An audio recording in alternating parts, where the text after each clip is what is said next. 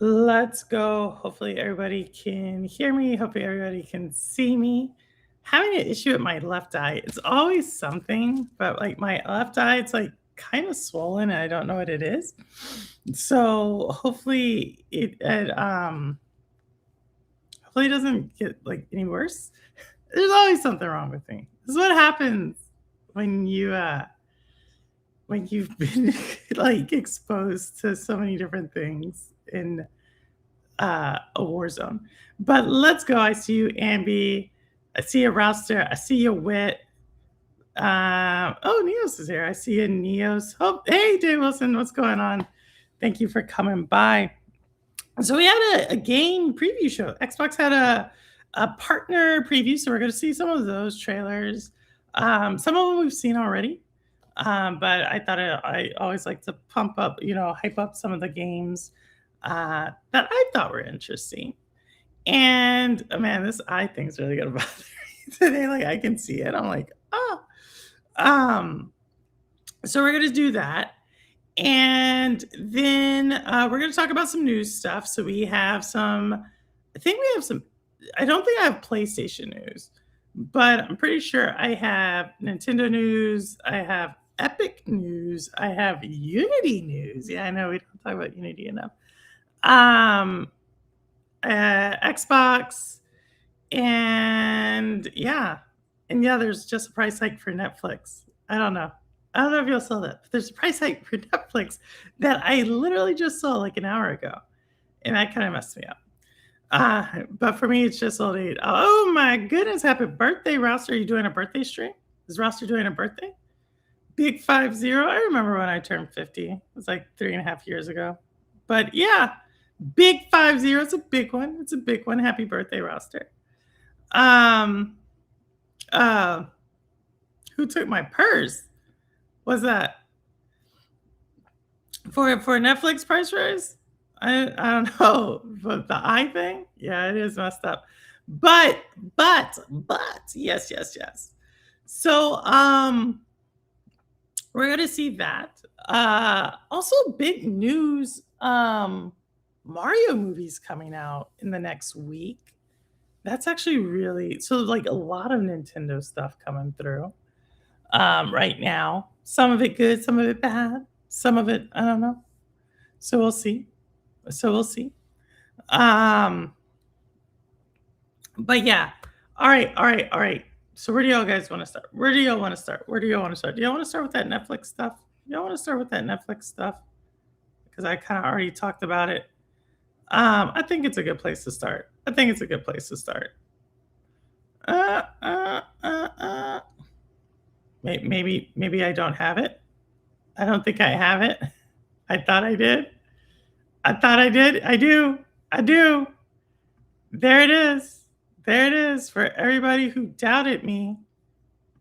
There is the price hike for Netflix. If you had not seen it, every single category will go up. Which I don't know. I mean, let me see if I can take it down so I can be on screen too. I think like it's expensive. So it's kind of interesting because like I can hear the argument people make where they're like, yo, things are getting so expensive. I remember when Netflix was like $7.99 or $8.99 or $9.99, and now it's 24. What is I don't even know what it is anymore. 24.99, 20 or something like that. Something. It's up there, right? And like I hear that, but like I also hear that back like because I only know like so buying cable. When did I start buying cable? Like early 2000s. Like cable was still expensive too. You know what I mean? Like I remember when cable was still like 60 $70, and that was not like with the HBO package or Showtime. Like each of those was like an add-on, and each of those add-ons was like $12.99, right?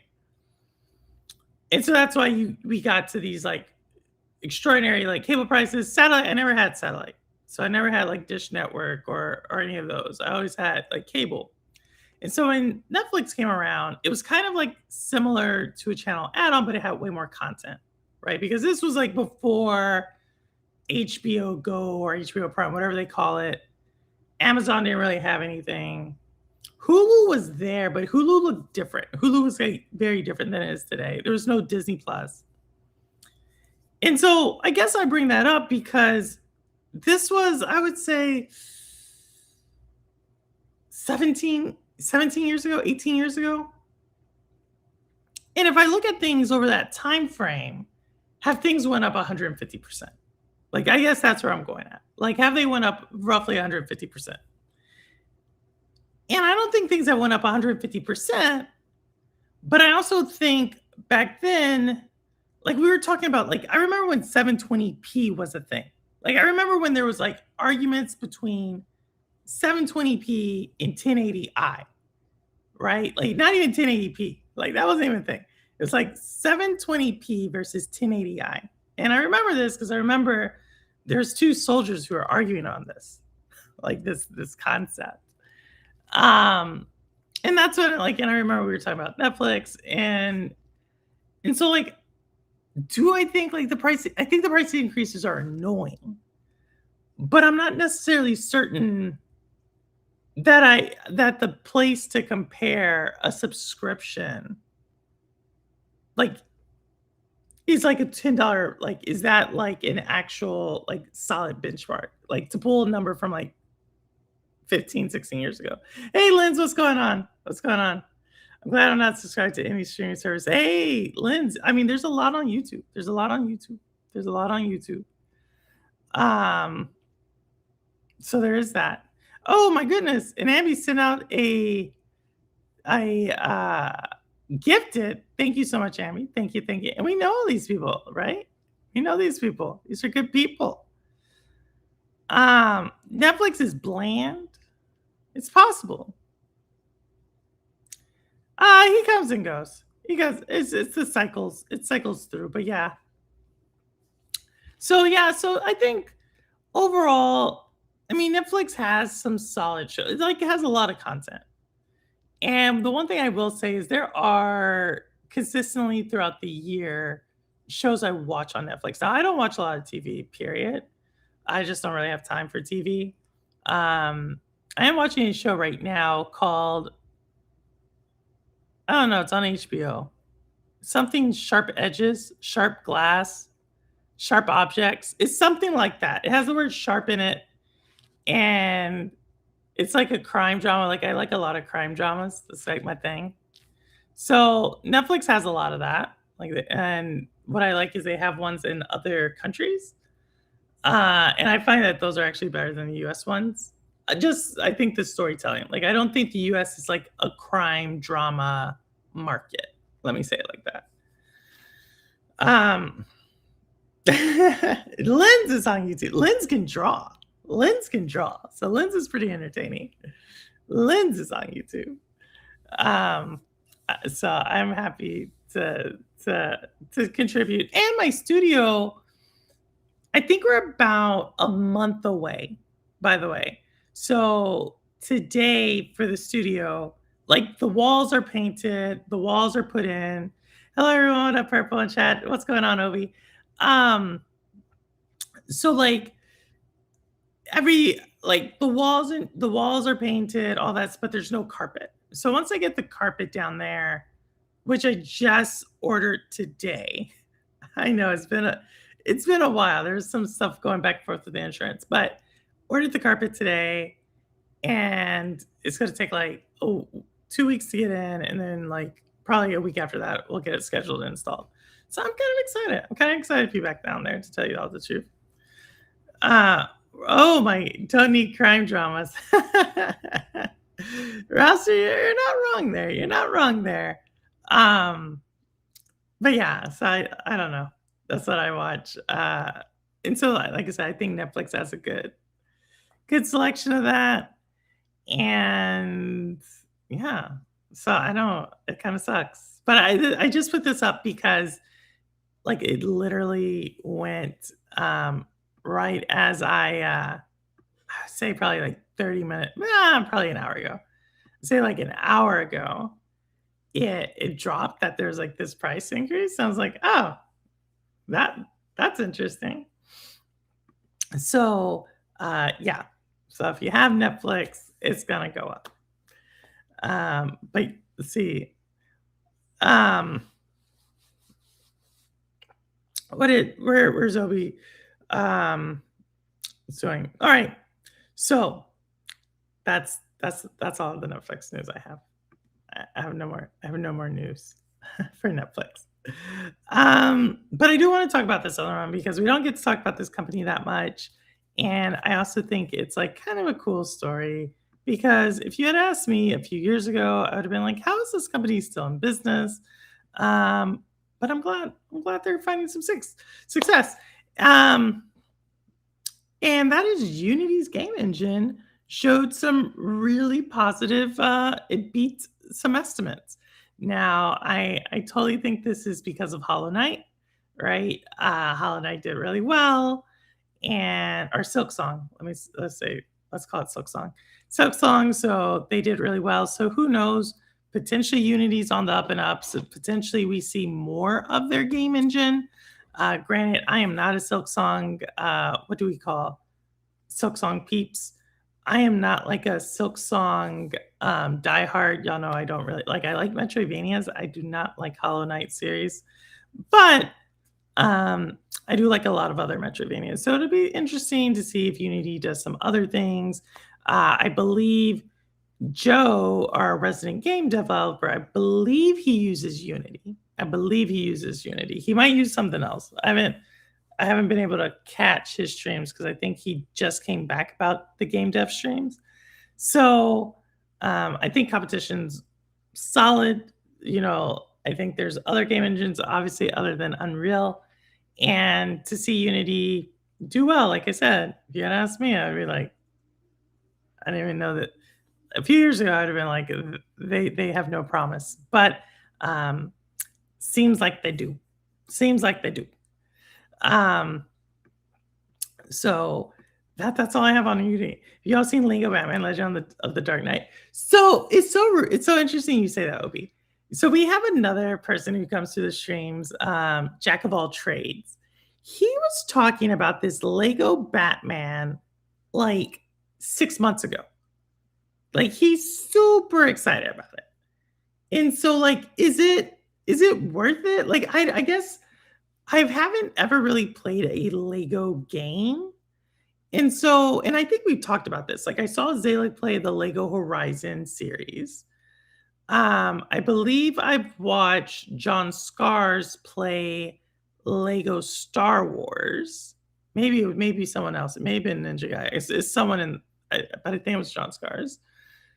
And I think there's maybe like one other Lego game I've seen, but I don't quite understand the allure. And Zalek has broken it down to me about like the whole Lego movie situation. Like it's like a comical version of the actual like Batman or Star Wars. So I get that. I totally get that. But I was like, I would just rather watch the actual Batman or Star Wars. But maybe that's just me. If you like Legos and Batman, heck yeah. So I actually have a question. So right next to where I bought the carpet or the installer for the carpet, the flooring place, there's a Lego store. And I don't understand how like a used Lego store is a legit business. And this might be my ignorance, right? Because like obviously it's my ignorance because I don't play Lego games. But I was like, how are like used Legos a business model? You know what I mean? Like I could understand for Lego builders who go into the Lego store and they're like, yo, I need like this Lego piece. Let me pay for you. But how many people are that? Like how many people are like actively taking apart their Lego sets and then rebuilding them? Mindless fun. Gotta be fun to collect. What? Fernie's doesn't check purple is a wild well, I'm trying to understand it. Like, I don't understand the Lego, like, thing, like, so I went to, like so I understand there's tons of sets, right? There's Lego Ghostbusters sets, there's Lego Simpsons sets, there's Lego Nintendo sets, Lego Flower sets, tons of Lego sets, right? I get that. But I understand, like, used Legos. Like, I understand from, like, an adult perspective, like, "Oh, there's random Legos on the floor that no one is building. Let me go take these to, like, this store because I don't want them in my house." I understand that. I don't understand how that store makes money. Is it that big, Wit? It's, like, that big that there's, like, people are like, "Yeah, I buy used Lego sets." Like, I could understand where there's, like, a huge Lego community and they're like, "Oh, that's, like, the limited edition Death Star," or whatever, and so they go buy that Lego set, and then they put it together at home, but is there, like, a secondary Lego market?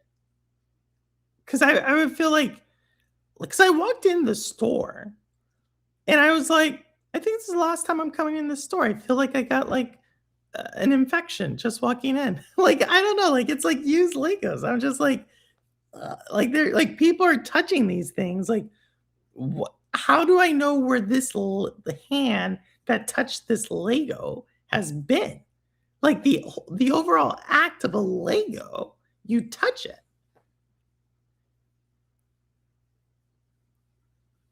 What? Um, so they have so, like, I understand, like, rare, but I would think, like, someone who has like, okay, someone who's, like, actually into Legos, they would have bought, like, the Lego set themselves, right? This is like a used Lego store. This wasn't the Lego store. Alright, so in New York, right? Toby, you're from Jersey. Rouser's from Jersey. Witt's from Jersey. We have like the Lego storefront where you walk in and it's like an official Lego store. It's in malls, right? You see official Lego store, so forth. This isn't that. This was like a used Lego store. And like they had buckets and buckets of just random Legos.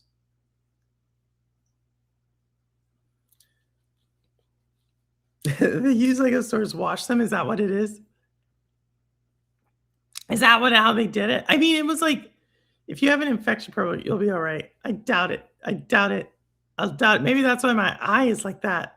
Y'all know this too. It's always when I do something out of the ordinary, like when I went and drank that Dunkin' Donuts lemonade and I lost my voice for like a month, like that was something that was just not in my routine. I was just on the train, like at the train station. I had like an extra 5 minutes and I got that drink. And then next thing I know, my voice is gone. Today, I go into a Lego store and then all of a sudden, like my eyes is messing up. It's always something like this. It's something out of my routine. And I'm going to blame this on the Lego store. That makes total sense. That totally makes sense. Like I went and got the carpet, then I went to the Lego store because right next door, and then all of a sudden I got something from my eye. That's crazy. I saw him make a Lego typewriter that actually typed tech. That's crazy, Wit. That is crazy. That is crazy. That's way more. You would be in that community. Wit, are you a Lego person? I could so be like Wit feels insulted because I'm talking about Legos. One thing you can go to used store, try it and price it using other Lego prices. Um, Official Lego ones turns the winner into a real set and unofficial. Okay, if there is this a thing I told you where that's Neo Spice in the drink. No, what does that even mean? What does that even mean? Like, I feel like if I were to give your message Neos to the right people, that could potentially be a lawsuit. I'll be like, "Neo's put his spice in my drink." And they would be like, "That is grounds for a lawsuit." Not like the dust from the carpet store. I'm telling you, no, I have been in the carpet store before. Yo, I could have been in the thing before, and, it's not the carpet store, it's the Lego store. It's always something different. Like I tell you, that Dunkin' Donuts drink in the Lego store, that is my 2026. That's my 2026. I'm, that's how I am, going through life right now, getting sicknesses and infections and stuff like that. Alright, alright, alright, alright, alright, alright, alright, alright. But that's it. I do wanna put this one up because, I don't think we're gonna talk too much about it. Well, we can. I wish Zalic was here because I know she played this game. But Crimson Desert sold 3,000,000 copies.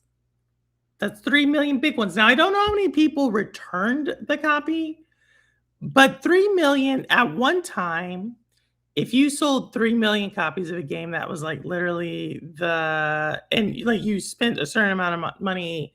3,000,000 was like the threshold to be considered like a AAA game success. I don't know how much money they put into that game.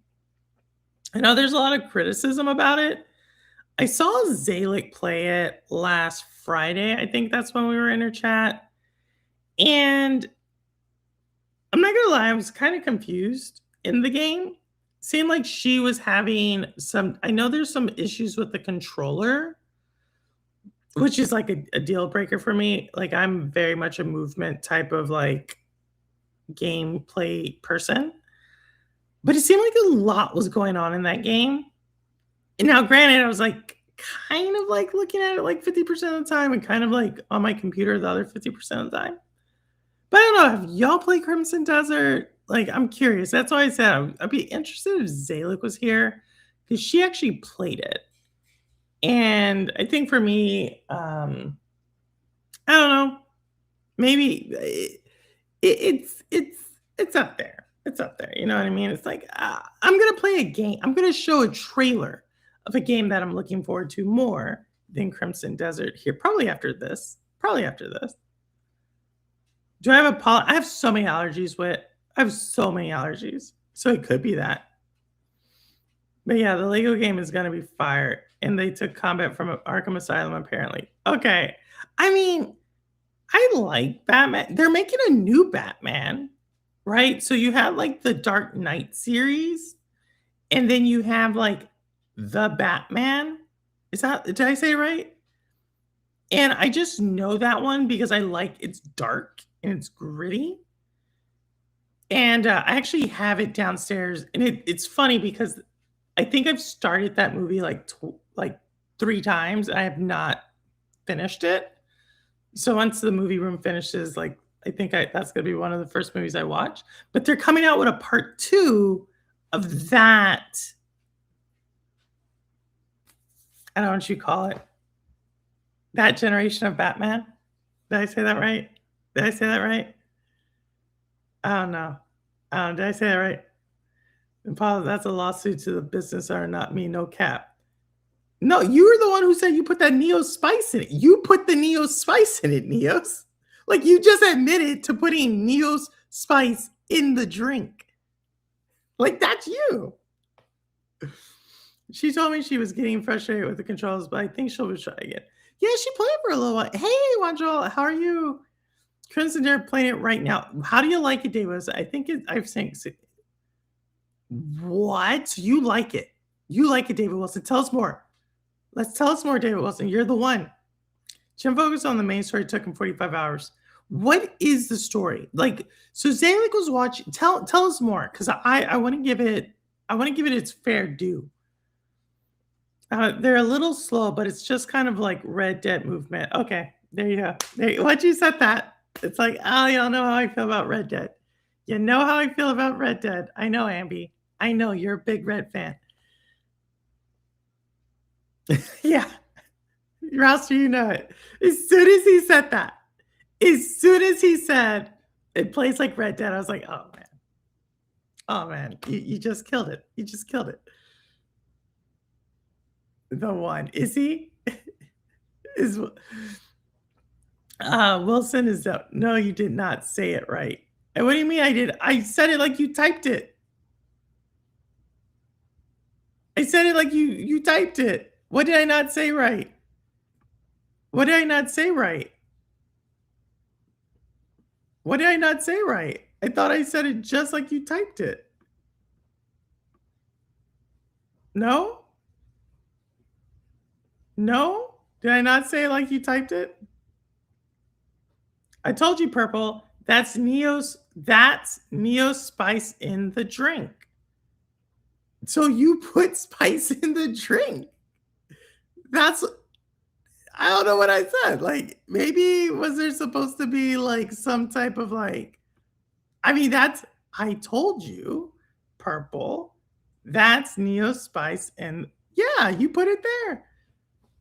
That's a Matrix reference. Oh, I know Neo. Yeah, I know Neo from the Matrix. Not no, what you said. Purple, do you like Marathon the game? I never played it. I never played it. Is it good? Is it good? Um, I actually have not seen any gameplay on it. I haven't played it at all. I've hardly done it. The Batman is not connected to the Dark Knight. Yeah, I didn't think it was connected. That's why they're different actors. They're different actors. So I was like the new whatever that new generation was. That's what I said, right? Why do people like correct me? Like I what did I say wrong? I literally said like the new generation. I literally said that. The mansplaining is strong in this one. I'm only on chapter 4, which is when the game opens up. But oh my goodness, you played anytime someone's like, I played 65 hours and the game's just now. I'm like, I don't think so. I think 65 hours is like 2 months worth of gaming for me. Basically, you're the chosen one to bring balance or something, but also just a mercenary. Ah, ah. I'm curious to see what you think of the Batman. Based on your media taste, I can see you liking it, yet I can see you not liking it. I mean, so I've seen like the first 30 minutes, where he comes in, and there's kind of like this like animosity towards Batman and the detectives. And it's like well if you heard what I said earlier about like the Netflix TV series I like, which are like crime dramas, like the Batman starts off as a crime drama, right? Like it basically opens up like that. And so from that point of view, and then if I remember right, is Zoe Kravitz in that movie? Or did I just make that up? Did I just make up she's like a dancer in that movie? Or like some like club chick? I might be thinking of a different movie, a totally different movie. But if I remember right, Zoe Kravitz is in it. But that could be wrong.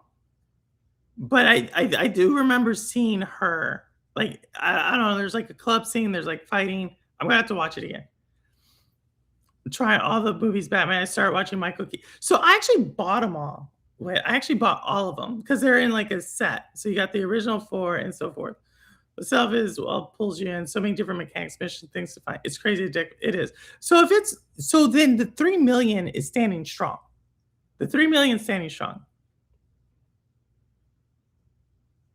I like to hear that. Pattinson's Batman is definitely more of a crime drama, detective drama, and Zoe Kravitz is in it. Okay, then I have seen parts of it, right? And like they ransack her house, and then her friend shows up missing, or something like that. It's coming to me because, like I said, I've seen it several times. The beginning, and for whatever reason, one thing or another, I like stopped watching it. But I remember liking the beginning, like the cinematic pace of that one. Like it starts off like this like very heavy bass, like boom. boom, like a very, very heavy bass. So it sets off that atmosphere. Like I like what do you call that? The mood setting that one does. I just haven't finished it. So I'm gonna name 10 Batman villains purple. Croc, Joker, Penguin, depending on how you think of Catwoman, Mr. Freeze, blah, blah, blah, blah, blah, depending on if we're talking about Scarecrow, Riddler, um, who's another one? That's 7, right? Falcone, whatever his name is, the gangster Falcone. 8. Let me think of like 2 more. Let me think of 2 more. Like off the bat, that's where I'm at. But I can probably think of a couple of more. But off the bat, that's where I'm at. That's why I'll say that. Those 8. Depending if you want to use Spider-Man or Superman. Niels, you don't want this. Like I get that you're trying to like get me, but like I'm on stream and doing it like right live and I already got 9. So yeah, we're gonna keep it there. And then I'll hit you up with like probably like 3 or 4 more as the show goes on. But keep trying me. I probably also throw in if we're going that way, Ra's al Ghul. So is that 10? Is that 10? Did I get 10? Did I do that? Did I do that right? To our conference dissected. Oh, wait, for sure. For sure. We can definitely do it. We definitely do it. What's that other chick? Oh, what's DK9's girl's name? Oh, what's her name? I can't think of that chick's name, but she's another one. But yeah, I'll get to it. Like Firefly, that's not the one I was thinking of. But I could see Firefly. She burns everything. It's a different chick, different one. But I know Firefly. I know of Firefly, yeah. But yeah, I got you 10. I got you like 11. You know what I mean? Almost. How did I get you almost? How much I got you 10? Firefly was 11. I did 10. I did 10. Don't mess with me. Y'all watch this trailer. Y'all watch this trailer. Watch this trailer. Watch this trailer.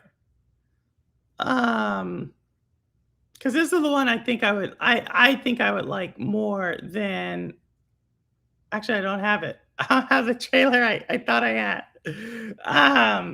But all right, here we go. All right, here we go.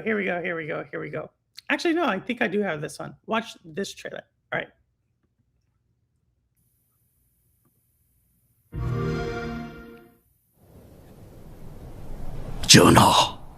전하 깨하려옵니다.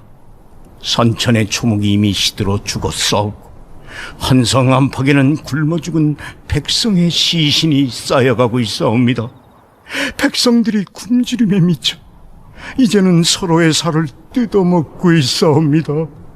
살아있는 이가 죽은 이를 잡아먹고 그 죽은 이가 또다시 누군가의 식량이 되옵니다. 식인이 전염병처럼 번지고 있사온데 나라의 기둥이 무너지고 있사옵니다, 전하. 게다가 삼남지방에는 정체를 알 수 없는 무리들이 출몰하여 고을을 불태우고 백성들과 관리들을 무참히 도륙하고 있사옵니다.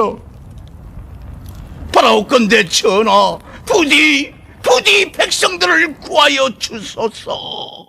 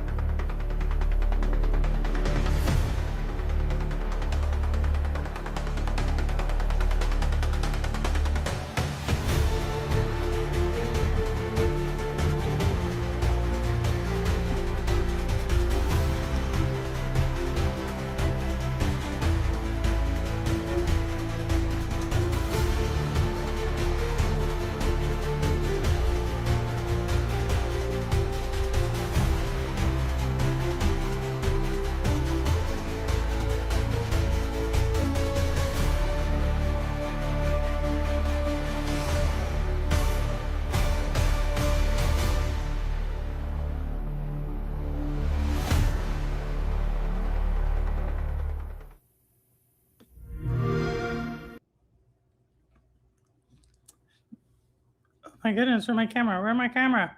So that was Musa. I saw that one today. I thought that looked pretty cool. It looked like it had like a hack and slash feel to it. Well, it didn't look like it was a hack and slash. So it had that. Didn't look too much Soulsy. Did look like it has a decent story along with it. Um, China's coming up. Like we've set this since Black Myth Wukong. We set this to lead up a Black Myth Wukong that we're going to see more and more games not only come from China, but more and more games using like Chinese storytelling and centering like Chinese characters, which I don't know if Western gamers are totally going to be used to that. Like so much of the media of the 20th century and early 21st century has really centered around like Western voices, Western archetypes, Western just basically storytelling. And so as China becomes like a bigger player in the gaming space, as they start leaning into more of the AAA gaming space, you're going to see that change. You're going to see like the game mechanics change, like the not only the storytelling, but the types of games changing. And I think right now, and we've seen this over the last few years, this is going to continue to put pressure on Western game development, Western investment in games. And if you think I'm talking about gaming, you're right. If you think I'm talking about something else, you're also right. This is going to be like a continual competition throughout the 21st century. And if the last few years are any indication of kind of like the direction, just based upon the start of how this competition has started, I think there's a lot of Western companies that are going to be a very, very struggling. And that's for a couple of different reasons. So we shall see. I need to brush up on my Japanese. Hey, Zayak, we were just talking about you. And whatchamacallit, we were just talking about what was it? Crimson Desert. And David Wilson was telling us. So we're trying to. Superman wasn't a Batman villain, although they did run the Fade a lot. Superman is what? Okay, whatever. Why would the Falcon not count as? You didn't specify costume villain. I don't know why he's trying to be like, I don't know why guys do this, where they're like, oh, you're not like, I didn't even say I was like a real fan. Like, I just was like, yo, I understand that there was like the Dark Knight trilogy. And then I said like this new one. And then Neos comes in and is like, they're not the same, Purple. And I was like, no, I just said that. Like, I don't know why guys have this thing where you have to like, some people, let me not make this about men. Some people have this thing that unless you word it just the way that they like it to be worded, or you mention them, or you neglect it, they're like, you offended me. I'm not saying that's Dios. The pattern matches though. Asking for opinion on Crimson Desert. Okay, so name 10 Superman villains. I'm putting you on a test for right now. I do not. What makes you think I pay attention to like superheroes? Like I just want to say that right now. Like, see, here's the thing. At no point was I'm like, oh, I'm a like a Superman, Batman, Spider-Man. I don't care. You name your superhero person, right? That's like me saying, okay, Neos, name me 10 literary detectives. Like, did you ever say that? No. Okay, Neos, name me the last like 10 Booker list nominees. You don't even know what I'm talking about. Like, that is like, oh my goodness. How bad I wish I could just smoke you right now. Someone help me. Someone help me. Hey, Mr. Daytona. Oh my goodness. I talked about how Warframe got hacked last week. Hey, where's Audi? Like, it's near unplayable, and I thought it just launched on Nintendo Switch. I'm enjoying Crimson Desert a lot more now. Okay, the patch helped a lot. All right, it helped. Purple, this comic vibe says, I don't care about, when did I say I watch the only comic book that I collect is Venom. And I don't even actually read the comics. The only reason I collect it is because back in 1992, there was this red foiled comic that I thought looked really pretty. And so I bought it. And then I found out that it was Venom. And it was Knights of Vengeance. I don't know what happened to that comic. And so over the last 15 years, I've been trying to collect every Venom comic. I don't read them. I just like to collect them because I'm like, it reminds me of that original time in my life. That's it. That's it. That's it. Now, if you want to talk about comicology, take up Ambi. Okay? Like if you want to go like that way, go with Ambi. You know what I mean? Or Wit or someone else. Like if you want to be like, yo, Purple, she not your girl on that. She not your girl. I'm going to be like, not me. That's impossible. Bro, what's your 2-mile time? Tell me your 2-mile time. Tell me how many push-ups you can do in 2 minutes. Tell me how many sit-ups you can do in 2 minutes. I promise you, I will break you. That is a promise.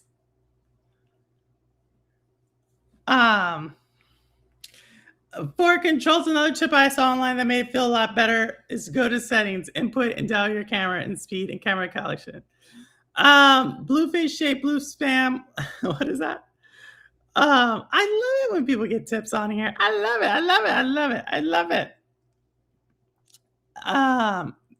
All right. Here we go. More news. Let's get into some of the bigger ones. So we saw that this is another one that we saw come through.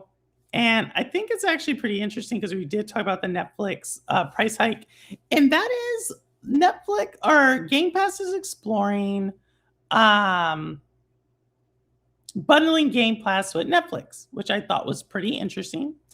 And also just like about their new marketing push and so forth. But we knew this was going to happen. Like everything is an Xbox was so much the previous kind of group. They're trying to push off of it. I don't know how much they can push from that. I will say that I think, in my opinion, this is just me. All right. And I would like y'all to push on this. Anytime I start to see subscription services bundling with other subscription services, that's kind of like, I don't know. You know, like Netflix is also obviously like most people have Netflix. If you have a subscription media service, it's most likely Netflix. Like that is that. And then the next big one is like Amazon Prime. Like, right. Those are like the two big ones.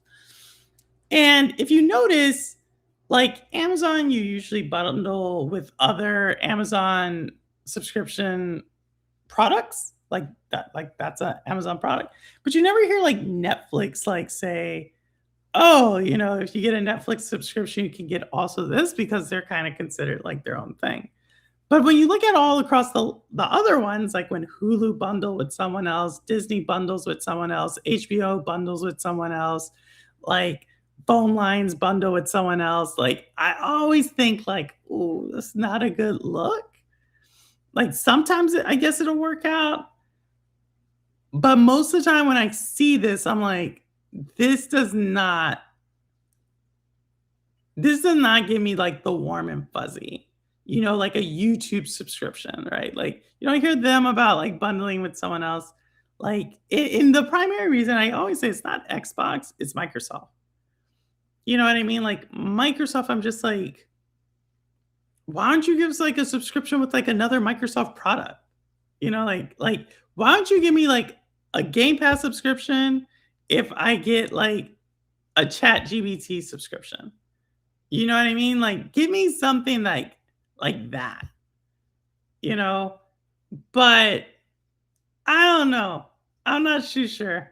Like, I think that's the better move if they start bundling Game Pass with some of their other Microsoft subscriptions, because then that keeps me in like the Microsoft ecosystem. But just trying to like, I don't know. I don't know. I can see where it helps some people. I'm not sure if it captures market. But I'll let Aisha figure it out. I'll let Aisha figure it out. I bet it is purple. I had a couple of friends feel the same way. Blah, blah, blah, blah, blah. Wait, did y'all discuss Sora shutting down, but at the same time, something about Disney spending $1 billion on the AI? Did not, Mr. Daytona. Tell us more. Hey, Robolica, what's going on? Tell us more. If they're able to get a bundle deal, the price of Game Pass is going to spike again. I mean, it could. Like, that's what happened with Disney Plus, right?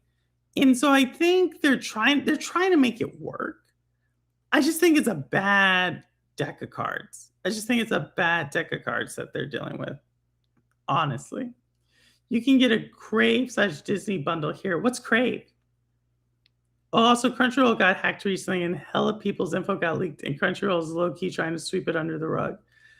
Everybody gets hacked. Everybody, like, I got hacked. I didn't get hacked. I had it really sucks because some service I use, some retailer, and they didn't tell me who, but someone around the holiday time hacked someone that I used. I don't know who it is.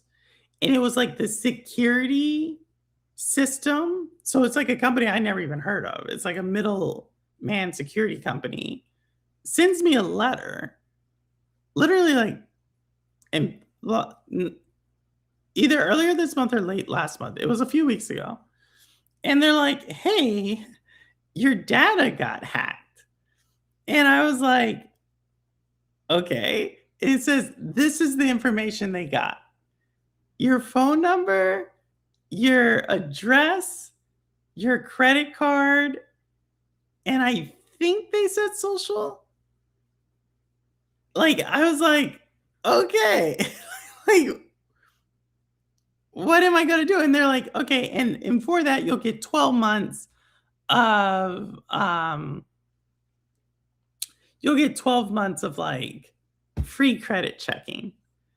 And it seems like every year I'm getting one of these things. Like one of the schools I went to, they got hacked, so you had all of my information. They're like, all your admissions information.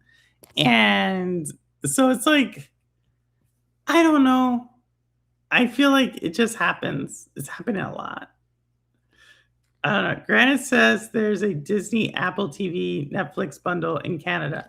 I know there's Apple TV bundles, but it's always someone else partnering with Apple TV. I've not seen an Apple TV Netflix, but I wouldn't doubt it, right? Because I could see that where they're trying to move into that market.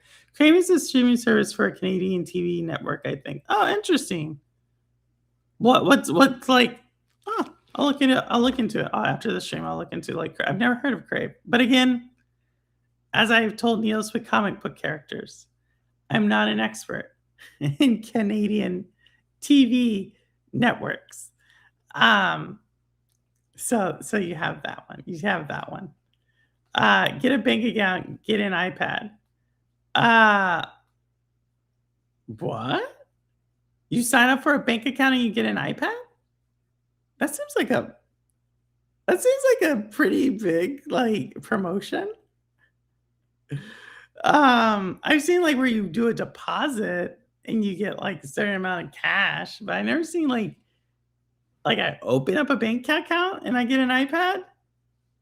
Oh, Crave is a channel for Heated Rivalry. I thought that was HBO. Hey, Crow. All right. So there we go. That Netflix, Game Pass, maybe going with Netflix, putting ads in the stuff. We'll see. We'll see. I have my y'all know how I feel about this situation. And we'll see how Asia does over the next few years. Bank of Montreal is here's some news. New Dune Awakening content, new level. Is that like a new world? Because I know y'all play Zalek and Granite and Rabalica still play Dune Awakening. Crave includes HBO. Interesting. I'm gonna have to see more about what this is. Like, is it a distributor of Warner Brothers content?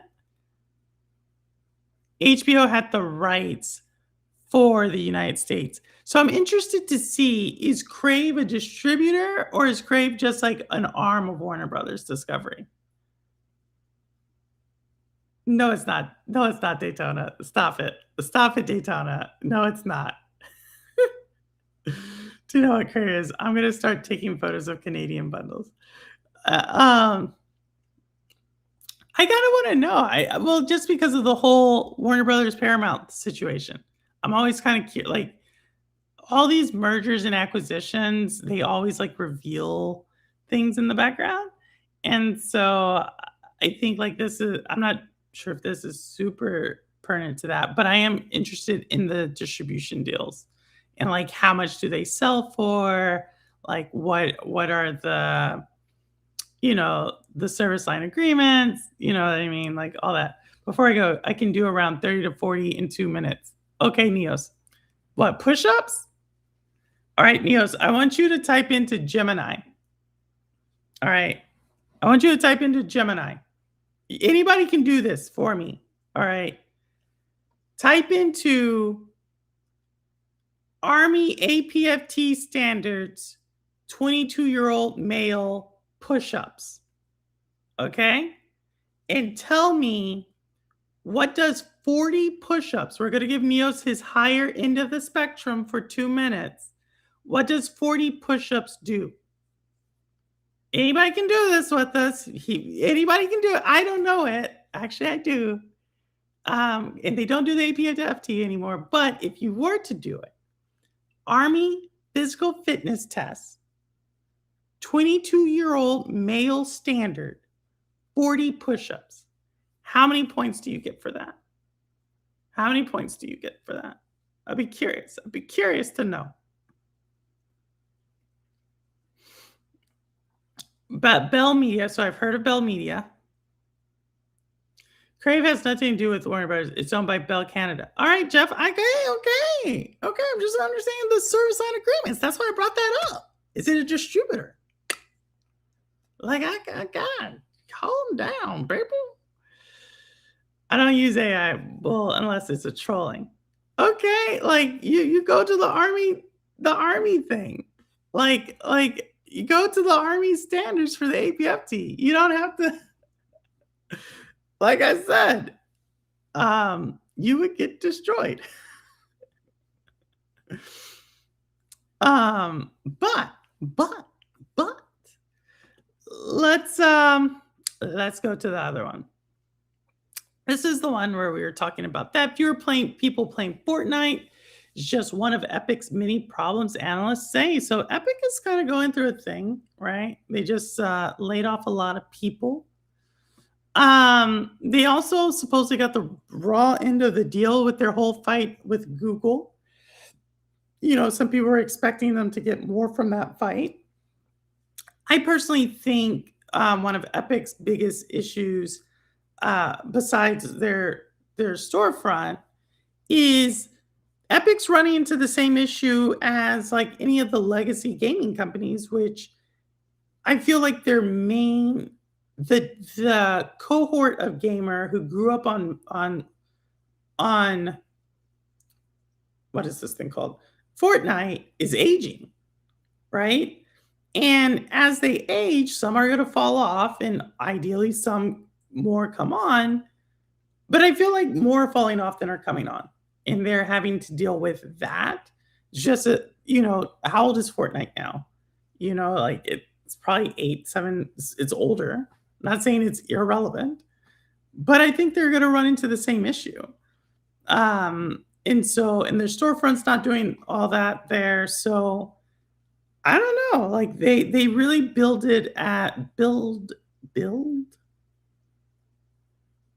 they really positioned it as kind of like this game within a game ecosystem, which I still think it's there, but the growth, I think, is also questionable.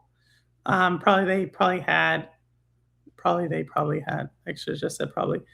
They most likely had, projections that were a lot higher, and yeah, in this gaming kind of atmosphere where gaming did supposedly grow 7% last year, I question that, but it supposedly grew 7%.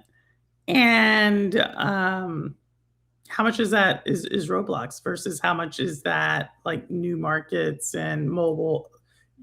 Primarily, how much is that driven outside of where Fortnite is strong? That's kind of what I would look at. Scott's around? I thought Fortnite was in the billions. I think it is. I think Fortnite is, but I mean, it's just like anything else. We've talked about it. Like, how much is enough? You know, like how much do you put on there that how much if your projections are like 4 billion and you get 3.5 billion, they're not like, oh, you did pretty good. You got 3.5 billion. They're like, oh, you did horrible. You missed it by 500 million. So yeah. So we'll see. Meta's doing layoffs tomorrow, so more coming. Yeah, hundreds of layoffs from Meta, if I remember correctly. EA seems to be trying to copy the game within a game model for Sims. Simmers are not Robolica. I feel like everything EA is doing with Sims, Simmers are not impressed with. I feel like this is the trend from like 4 months. It's like Simmers are not impressed. I saw your post about Sims store hacked. That didn't take long. But Simmers are impressed with the hack from what I saw. That was actually a good one. Did y'all hear that Fortnite laid off 1,000 employees and is shutting down 3 game modes within Fortnite? Which game modes? Because I tried to do the Fall Guys one, and I don't know, it was just like multiple. Like I got to like level 30, and I was like, what am I? It's just like a tower. I keep going up. Like, I don't know. It wasn't what I thought. Yeah, JD, they are. Fortnite is. Welcome, JD. Welcome, welcome, welcome. You say you are a conservative? No, we're not talking politics. No politics. I'm not back. I am and not ashamed of it. Oh my goodness. I was thinking today how Fortnite thought Stadia's Fortnite thought Stadia's million peak users was way too small to be worthwhile. Man, but they put it on Amazon Prime, which I never understood. Or Amazon, what is it? Amazon, what is the gaming one called? Amazon, shoot. Where's Ron Slusher when you need him? It's not called Amazon Prime. Luna.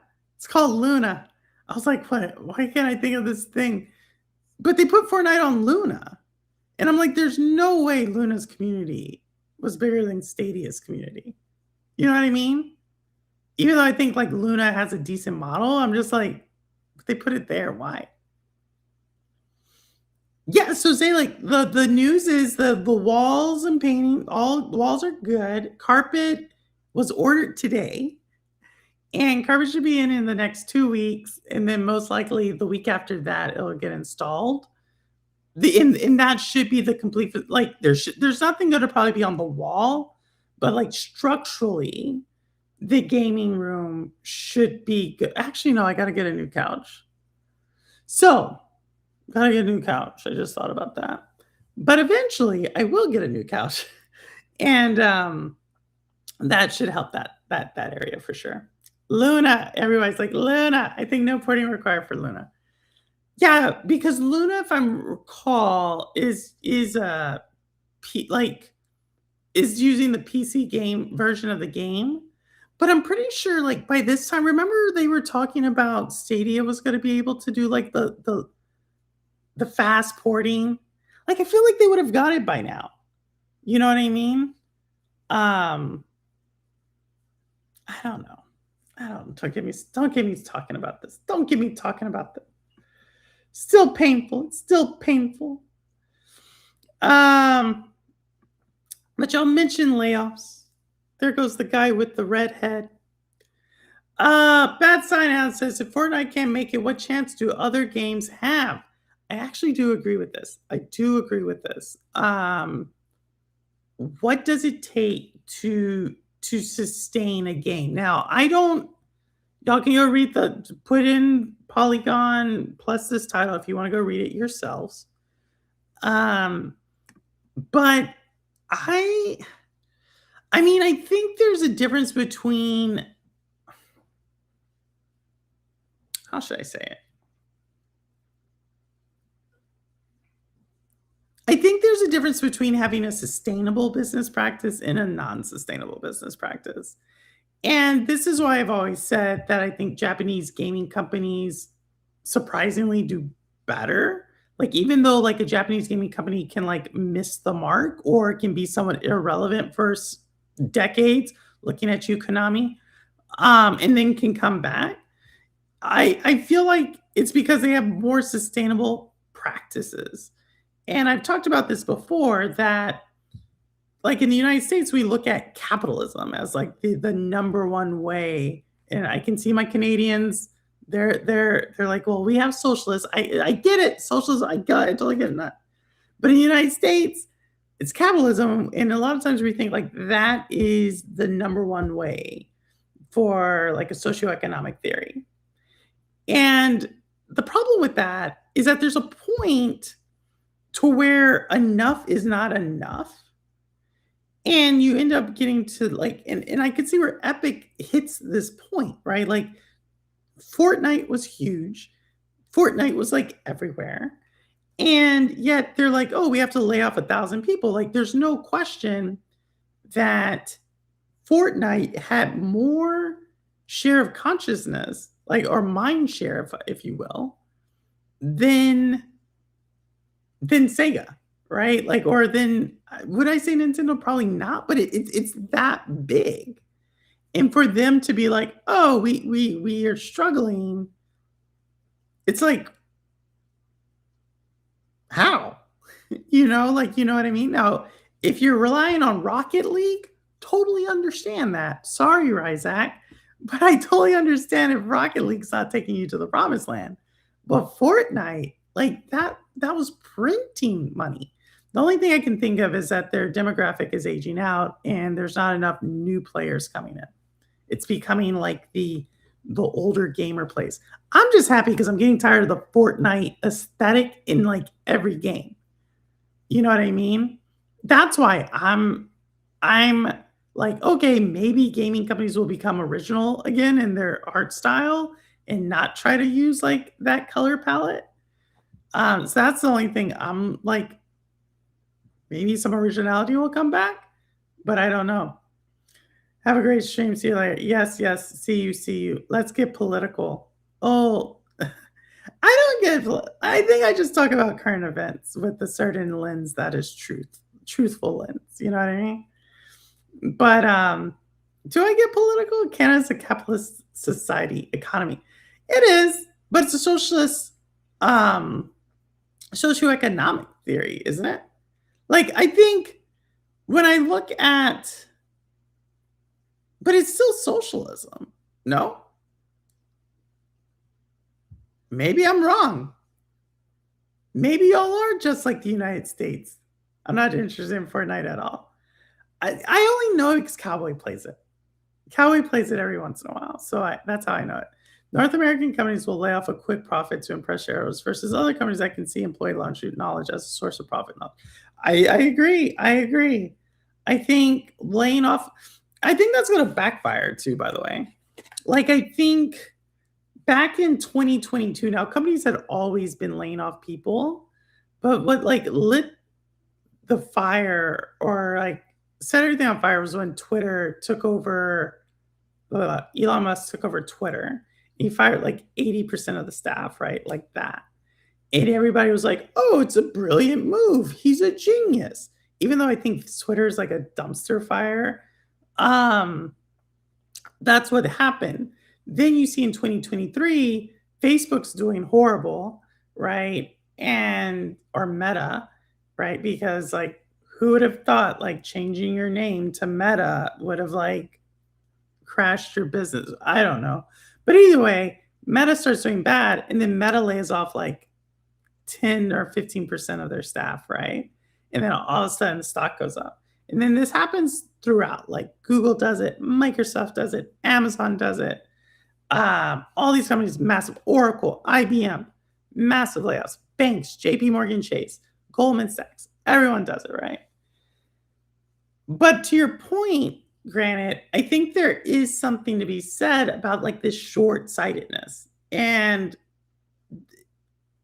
I don't think I was talking to someone else today about this. And I think this is really going to hurt Western companies, like primarily like United States companies, because it is so short-sighted.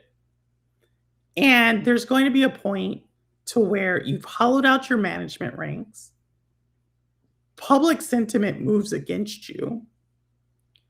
Oh, by the way, right? Like China, and I know people are like, we don't want to hear about China, but like China's form of capitalism, like they like, yes, they're a communist country, but they're like the most like it's like a mask. Communism is the mask, but their companies still make money.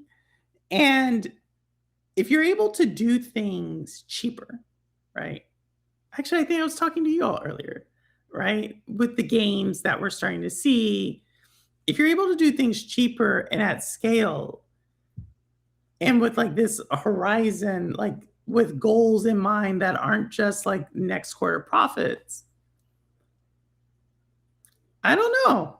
I think the competition is going to be fierce going into the middle part of this century.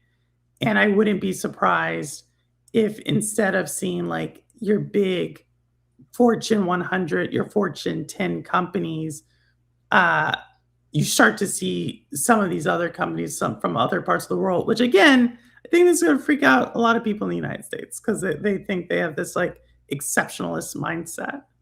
Um, and I think that's only going to like speed up because of our, you know, I don't know. I think in chat we had someone who claimed to be a proud conservative earlier. And I think the current conservative movement is actually speeding that up faster than anybody would like to admit. I don't see Canadians have a social welfare values that counteract the evils of any otherwise capitalist society. Let me see. I don't see Canada as socialist. So what is social? Okay, so when I say socialism, right? When I say socialism, I think of it as like capitalism is like the means of production and distribution are privately owned. Socialism is the means of production are privately owned, but distribution is publicly like distributed. And so I still think you have companies, but the fact that you still have healthcare that is provided by the state, like your basic needs are provided by the state, or you have at least a state option, which in the United States, even our education system is starting to be privatized. I'm not talking about college like that. I'm talking about like the entire idea of like the voucher programs or the idea of charter schools, which are like growing. In some of the places, those are really good schools. I'm not saying that they're not. In some places, they're really horrible schools, but there's not really a checks and balances on that. When I look at healthcare, purely private, right? Like the only thing in the even I was about to say the only thing in the United States that is purely public is defense. But even that, we have like private defense contractors that for the most part act as mercenaries downrange. this doesn't get reported nearly enough, but like 20 years ago, there was a huge story that came out of Iraq about how like these black, what were they called? It's not BlackRock. What was that group called? They retrofitted and they called themselves something else after this. But like four of their dudes like did something, got caught and like dragged through the streets of Iraq and set on fire. They died. They died. And yeah, that's how I think about it. You say socialism. Let me see what you said. Let me say. Oh yeah, let me see. You say social. I think Cuba and the government owns everything. No, but I think that's the difference between communism, right? Socialism, I think that communism is the state owns the means of production and distribution. Communism, the state own the privately, the means of production is owned by the private side, but distribution is owned by the state. And then capitalism is both of them are all both privatized. So when I think about Cuba, right? Like, yeah, there is no private business there. So that's communism. Or there are restaurants, but the state is the restaurants or the private businesses are so dependent on state services that you don't have any like yeah. But I would say socialism, I wouldn't say communism is that. We have socialist welfare, but a capitalist economy. You're basically saying exactly what I'm saying. Because with the welfare side of it, like because of what you just said, distribution, the means of distribution services, distributing that, you're being taxed, and that tax is then being distributed in needs and services, the social welfare side of your thing. That's what I would call a socialist society. But maybe I'm wrong. Like this is also coming from like from the United States. Hey, Cherry Man. Hey, Cherry Man. I thought it was BlackRock. It wasn't BlackRock's a wealth company. It's not Blackstone. It's not BlackRock. It's Black something. What did I walk into? Hey, Noisy. Oddly, you are probably more right, but Canadians get defensive of pure socialist as we don't want the U.S. stink up. Yeah, but I think that's because socialism here in the United States, because there's, I think this is because we are so far in the, we're not just capitalists, we're like way over here capitalism, right? And so anything that is remotely not that far capitalist, Blackwater. There we go. Thank you, Crow. The Crow with the trivia. Anything that's not that far, like over here, gets named like everything under the sun, like communism and socialism and like Satanism and like pink-haired socialists, communists. Name your non-Christian denomination, religion,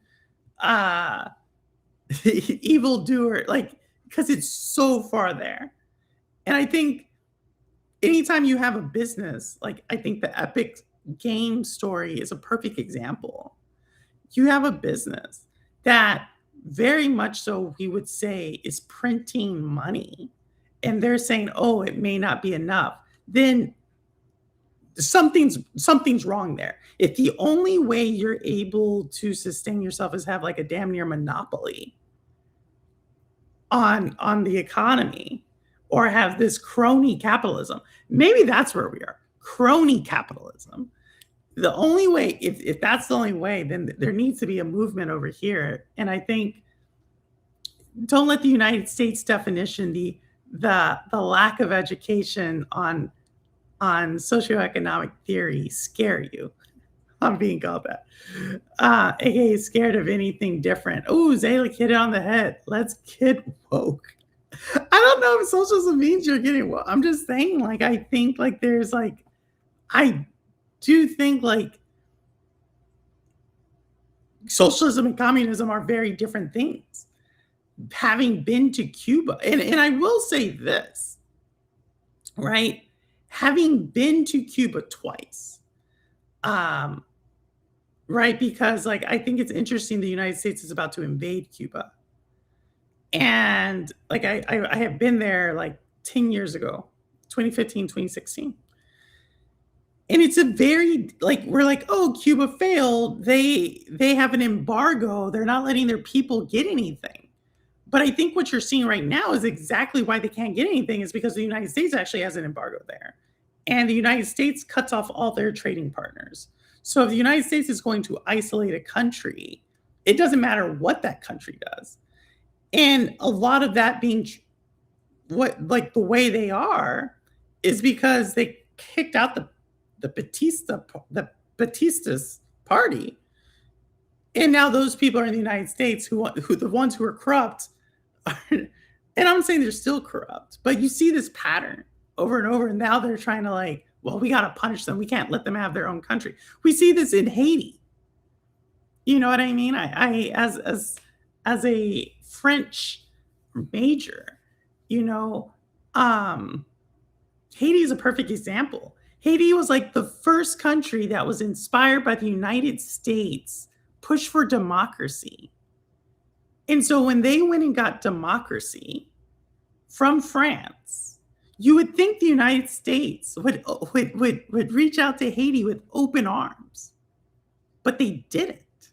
They didn't even recognize Haiti, right? And Haiti is like a stone throw away from the United States. It is one of the poorest countries in the world. Now, we already know why there's some other reasons by that.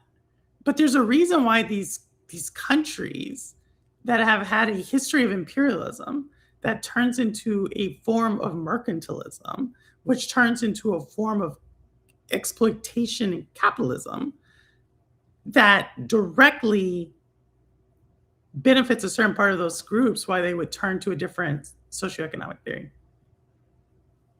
Who later turns on the US. They kind of do. I had professors that love the Cuban healthcare system. He made use of it in school trip and provide excellent human reports. So you could see how they were making do. Yeah, they would. It surprised you if I said USSR was a social society with aims to become communist? No, it wouldn't. I mean, it wouldn't. I'll be like I said, I'm not. Tell y'all when I do know something. I'm not so good with the Soviet side of things, but I will say I think Russia right now would say they're a capitalistic society. And again, I would say that I think to a degree, but I think they are definitely a corrupt society, like a corrupt country. And I think their form of socialism was very corrupt as well. Am I wrong in there? If there's any like USSR experts, but from what like when I look at it, now don't get me wrong, I think currently what's going on in the United States is corruption. I 100% believe that. Like there's always a form of corruption, but right now it's like you like really corruption, like serious corruption.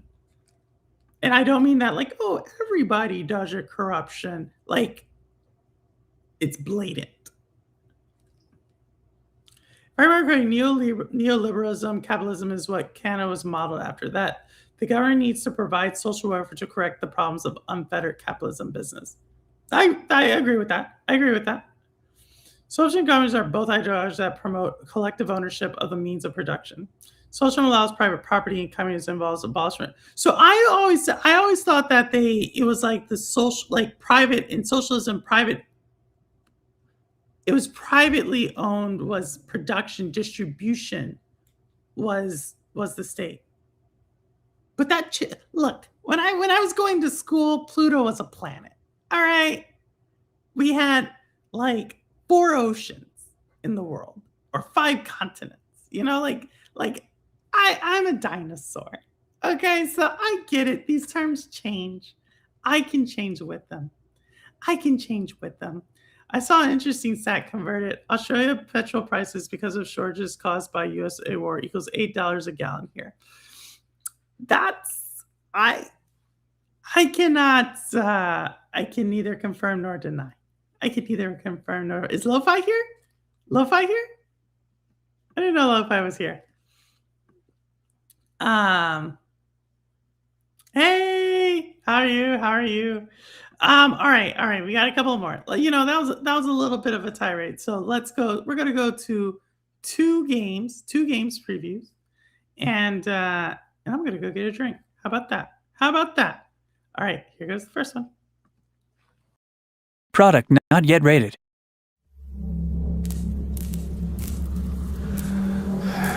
What the hell happened here? Where is everyone?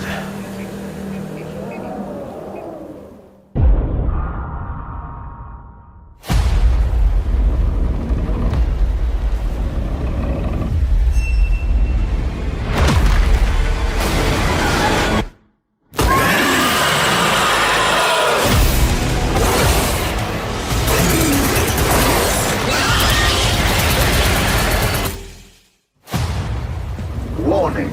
Adverse weather conditions detected. Wind speeds reaching survival threshold. Seek shelter.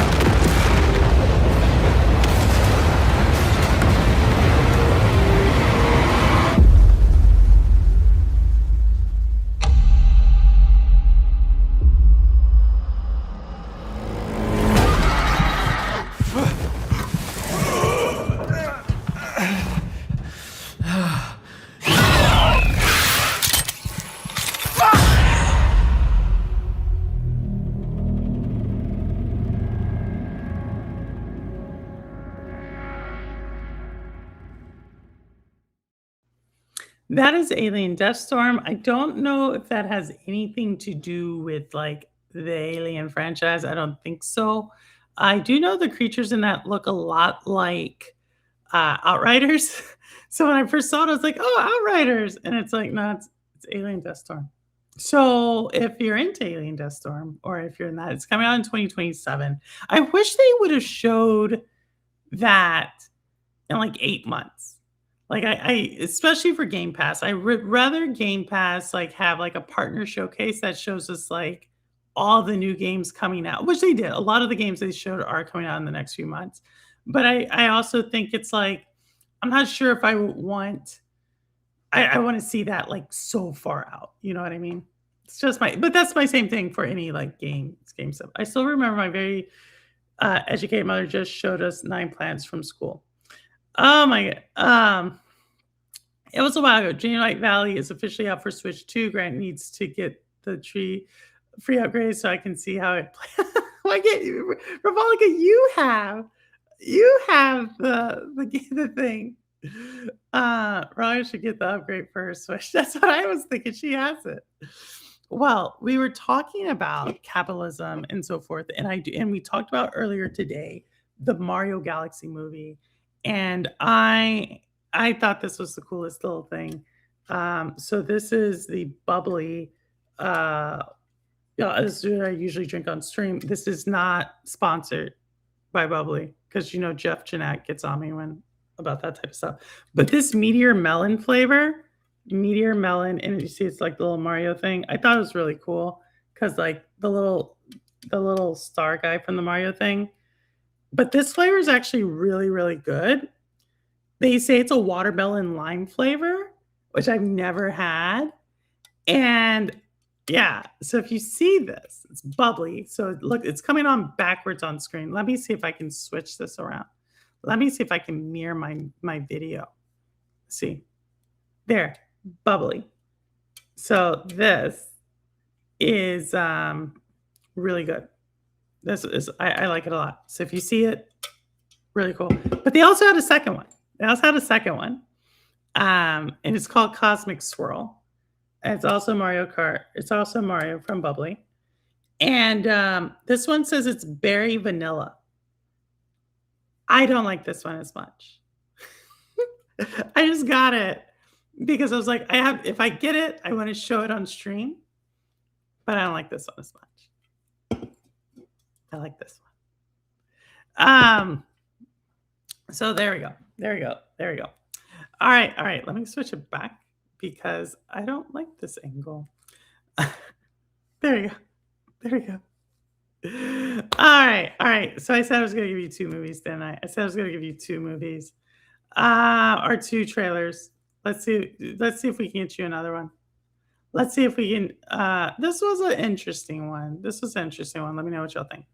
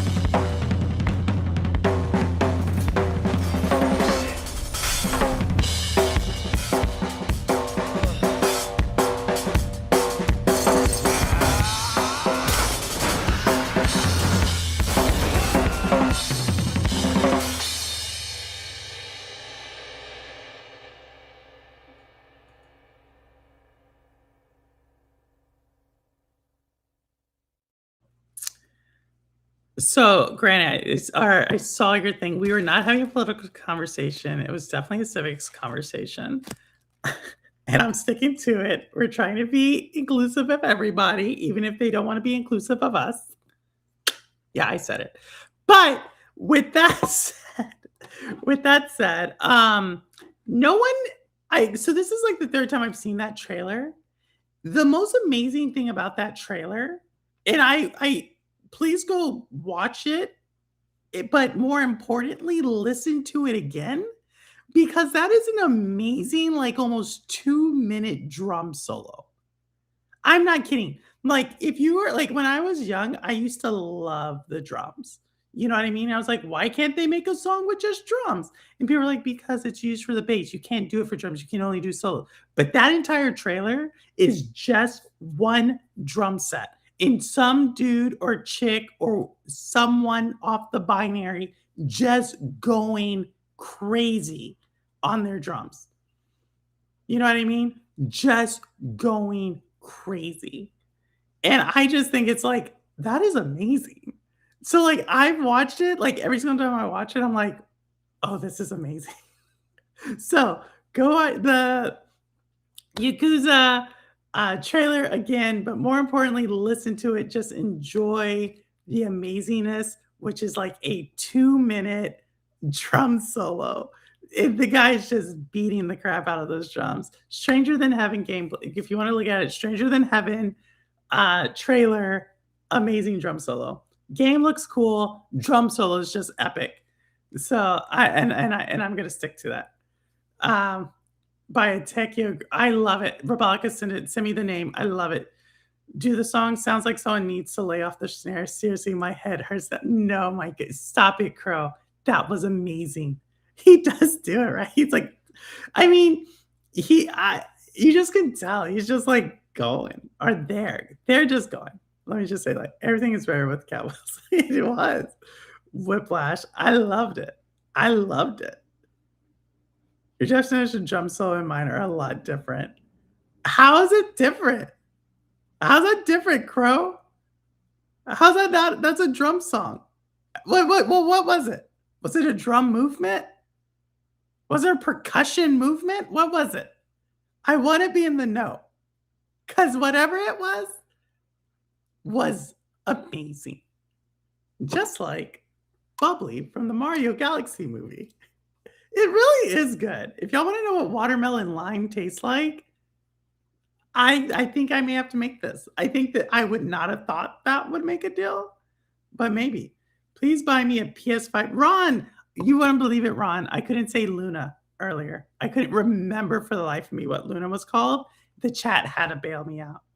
The chat had to bail me out. That was a guy smashing the snare drum over and over again. No, it wasn't. No, it wasn't. Oh my goodness. What are you talking about? That was so great. That was so Crow, you just don't know great music. I'm joking. I'm joking. I'm gonna listen to it again later today. I am definitely gonna listen to it again. I remember as a kid, I see sketches of drums like that 1980s kind of thing. Oh my god, like what? Just with drums? I mean, it's just like I think you would always see, I mean, like I said, it's like 2 minutes. So I'm just imagining Crow like rolling his eyes because it's just like oh yeah, I like it. I like it. I like it. Kind of had like a jazzy beat to it. Now you're all gonna be like, Purple, you're insulting jazz. Yeah, I did. All right, let's get into like this one. Where's Neos? Where's our Nintendo hater when you need him? All right. So we got a couple of Nintendo things. I did want to talk about this. First one, Nintendo slashing Switch 2 project. Like this has like got a lot of people up in arms. Bloomberg reported on this. You know, Switch 2 is slashing the production by a third after poor US sales. And this is again where I have to just like call into question what is poor. And hear me out. Nintendo Switch 2 has sold nearly, they're going to probably announce it by May. I'm going to say 20 million, 21 million consoles in its first year. 21 million first year. More consoles than any other console launch in the history of console launches. So if you broke every record for console launches, yet it's still not good enough, what is good enough? Now, I don't think Nintendo said it wasn't good enough. Like a lot of this is analysts saying it's not good enough. But I also think like at one point, and you would think it would happen after the first year, you're going to slash production. You know what I mean? Because we know it's going to, like, the best selling year is always the first year for everything. And then you're going to tighten it up as you prepare for what?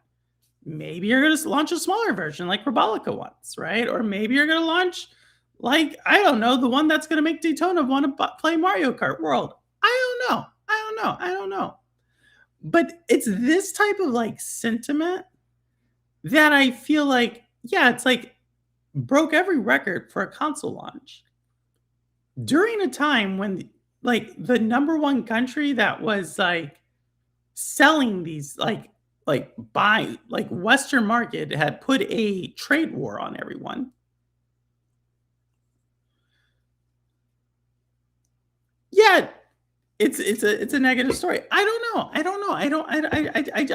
sometimes I find a hard time like thinking this is totally negative.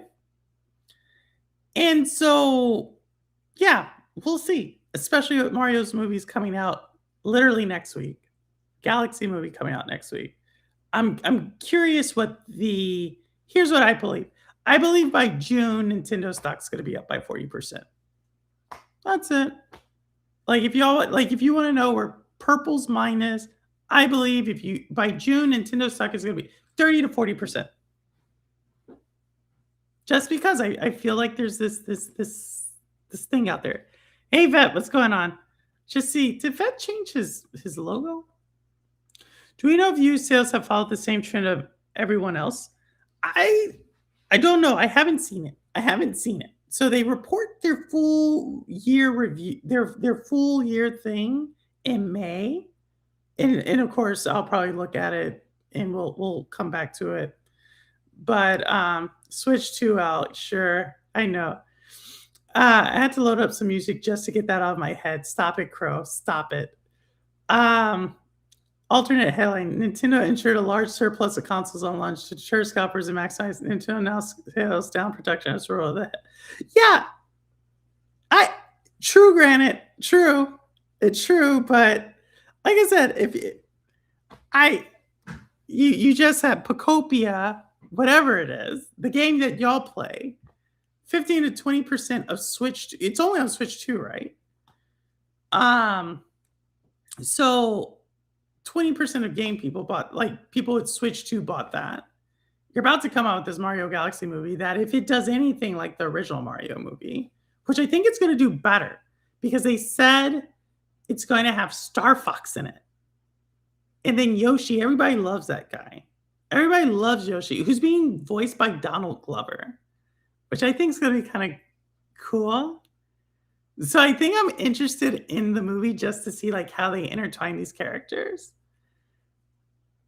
Yeah, I'm not worried about it. Like I'm just not. I'm like, yeah, only the US would be able to make this type of like argument that it's the best selling thing in the like in 9 months. In 9 months, it has sold more consoles. Not even close.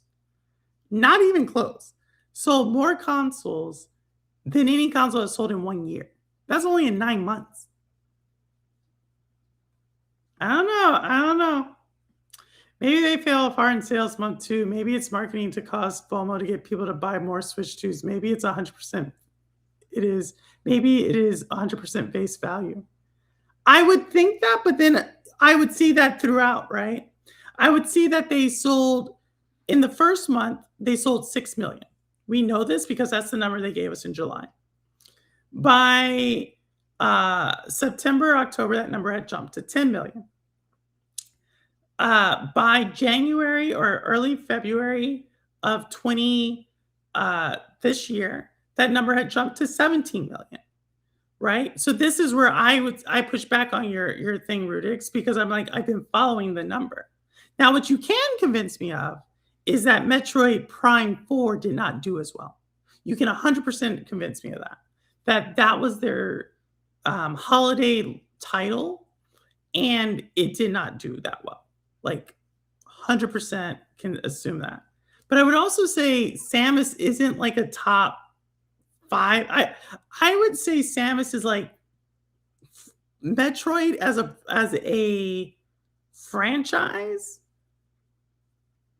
Maybe borderline top 10. Maybe borderline top 10. It's not so like they took a swing and they missed on that. But I would say the Switch 2, like I don't know. Like whether or not you sell 20 million on day 1 or 20 million throughout the year, or that's still more than any other company has sold. Stock is at $29.99 next week. What? I don't even know what that means. I won't get as many clicks. Yeah, why I get it? A lot of Sim streamers have switched to Pokopia. I mean, Pokopia's big, and there's going to be another Pokemon game coming out.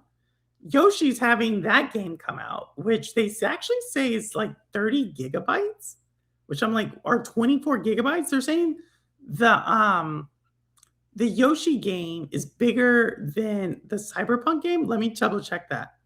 But it's something crazy like that. Like the Yoshi game is like something crazy big, and that could just because of the coloring book aesthetic, like it's 4K, like whatever. But that one's coming out. Like I'm not really worried about them. But I feel like a game media depends on the reduction of sales that is normal after initial launch to have a high click negative headline. You would think, but there is like I would say. There is other negative headlines though. There is like legit things to criticize. And And so this was really big. This was really big earlier. So a lot of people were talking about this. So Nintendo had said that, hey, they're going to charge a different price for their physical games. This is actually big, larger news story in the beginning of the week. And then they've clarified um, that game prices aren't going up. They're just going to be charging a different price for physical and digital. And so I think this is how it is in other parts of the world. I know Zalik always mentions how digital is more expensive than physical. Zalik, correct me if I'm wrong on that, but I believe that's how you always say it. I also think this has to do with there's actually a really big case in the EU. We talked about it 2 weeks ago, where Sony lost this case, right, between physical and digital, right? They lost it in the UK versus the CMA. And so I think Nintendo could be looking at like this is a move to counter that. So they don't find themselves in the crosshairs of regulators. I also could see in a world where gas prices are up because of a war in the Middle East. Basically, production is up. Everything in a physical supply chain the cost has risen. That now has become more expensive to produce like a limited number of physical cartridges. And I know a lot of people don't think that's a big deal, but it's actually, if you think about how do you forecast like physical game sales, it's actually kind of hard, like you have to hope like Best Buy and a couple of others like pick it up and then that they sell it. And you don't want to have too many because then it's going to drop the price or it's going to devalue the game. And so I could see them just being like, hey, we're having to produce less of this and we're losing the economies of scale at the same time that our supply chains have the prices risen. I could also see it as them just being like, how could we raise the price artificially? I could see all the above. But they did clarify it, what they said. Nintendo always doing some annoying stuff, and then people enable it, and then every other company is allowed to do the same. I don't think Nintendo starts it, though. Daytona, you think they start it? I'm fine. I got Crimson Desert just $20, $30 cheaper, plus special cosmetics in the box than digital offer at that tier. So I thought that was what you were saying. So where you're at, digital is more. I'd be interested to see why it's so much more, because that seems to be quite a difference. But I'd be interested to see why it's such a discrepancy. So, yeah, that is a good. I'd be interested to see that stuff like that, always gets me going. All right, we're gonna see a couple more trailers. Let me see. Did I already give you all one? All right, we're gonna show you this one because I think it is big news. This was an exclusive and it's going to some other consoles. Wit, keep your eyes peeled for this because I know you like this series.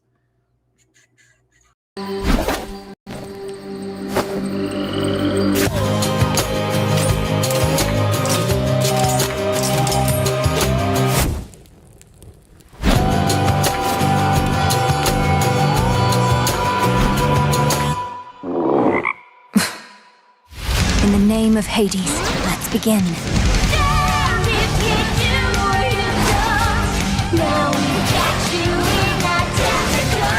Let's see how strong you really are. I cannot stop Kronos on my own. Will you aid me?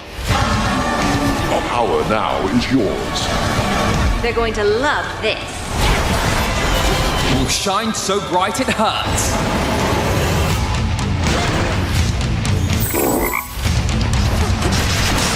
Why are you here? Vengeance for my family.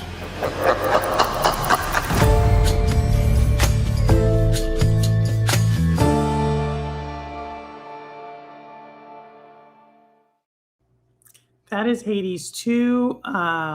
I am not a Hades player. I know Hades is the people who like Hades really like Hades. It's a roguelite, as we saw there, and I think it's cool, right? But it's coming. It was on Switch. It was a Switch exclusive, and it's now going to PlayStation and Xbox. I also was trying to figure out like why they were showcasing it, but it's because it's going to PlayStation and Xbox. That was the reveal. So if you were like, Purple, we've already seen that. I get it. It's just going to PlayStation and Xbox. That's all. As it comes with a few collectibles, I believe. Well, Zalik was saying the physical costs less in Australia. She's saying it costs less. So there's that. And then I think we'll get one more last one. And Roster, I think you're going to like this one. Wait, you got to wait to the end. All right, here we go.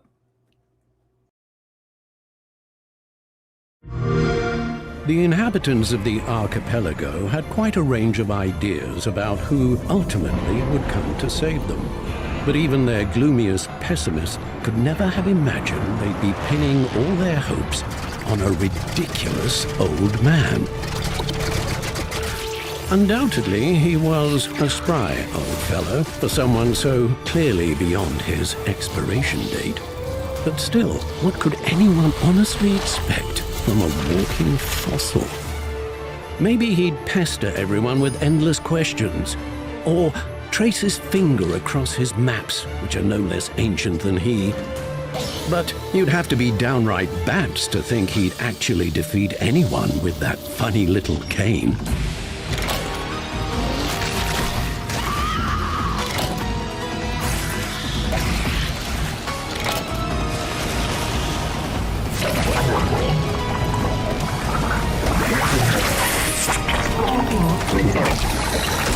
Of course, one can blindly hope that certain creatures might rather choose to withdraw, if only out of immense respect for the age-old wisdom of the venerable reanimated museum exhibit. But most won't be surrendering without a fight.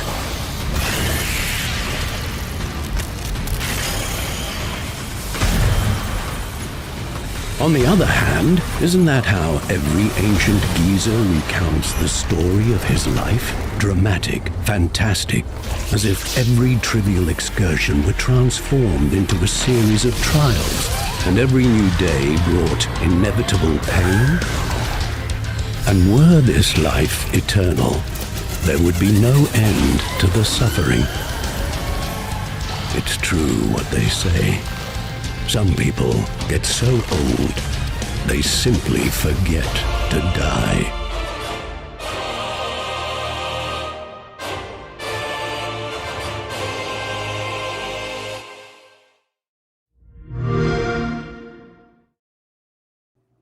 So the Eternal Life Goldman, it is officially launching this year, but it'll be on Game Pass. I thought that was like a really that's what it is.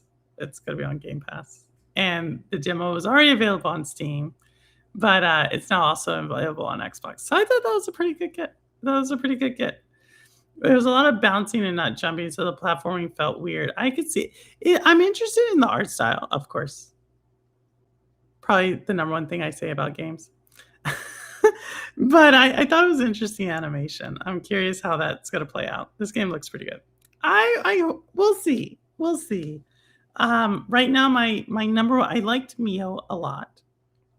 I thought Mio was a pretty fun game.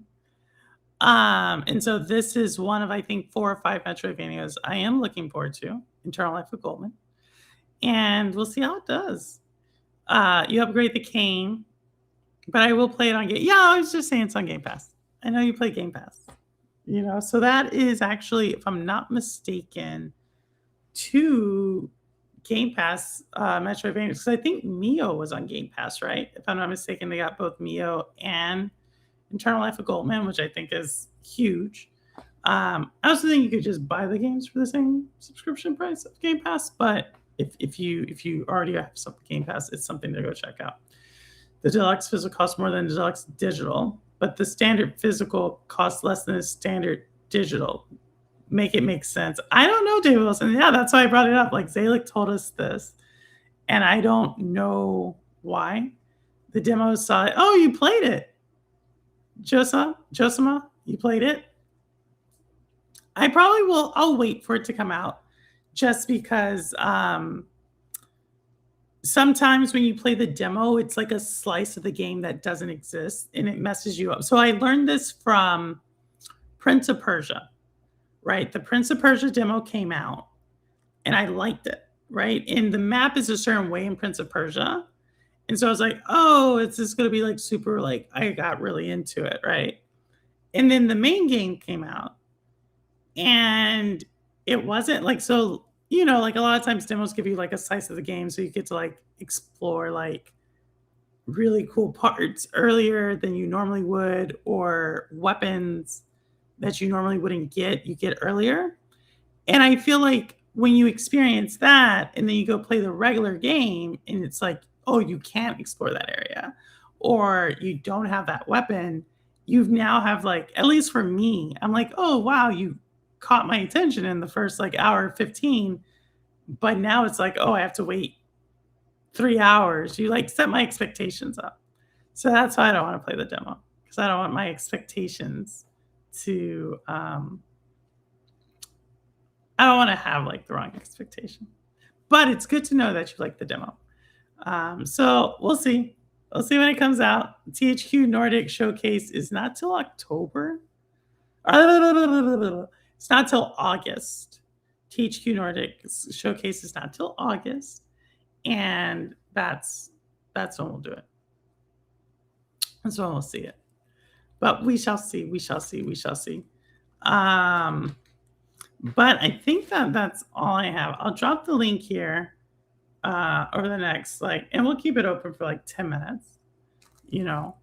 But anybody playing any games or looking forward to anything? Like right now, usually the end of March is like very slow. And so like anything anybody's looking forward to. I know Sorrows is coming out really, really soon. So that's a good thing. A lot of ports of really cool, pretty games are coming to Switch. So that's pretty cool. And what I mean by that is I believe Kena, Bridge of Spirits came out on Switch today. South of Midnight, I believe, comes out next week or in the next few days. And The Midnight Walk, all of which are games that if you like a story or something, heartfelt story, I think Kena's really cool.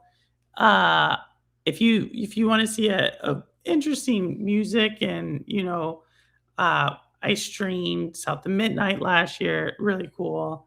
And I think I also streamed parts of the Midnight Walk. I think I streamed parts of it. So we'll have to see. We'll have to see. I'm playing Grime 2, but Rouse and others did not like when I played the demo. Why not?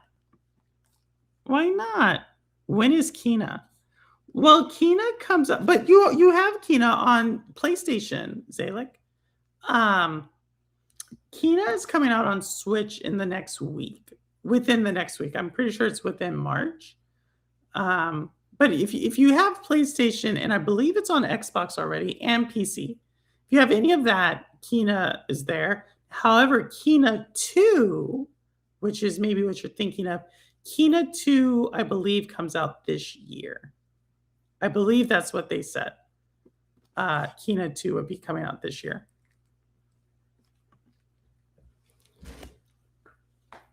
Yeah, that's what I thought you meant. That's what I thought. It'll be coming out this year. They haven't announced it.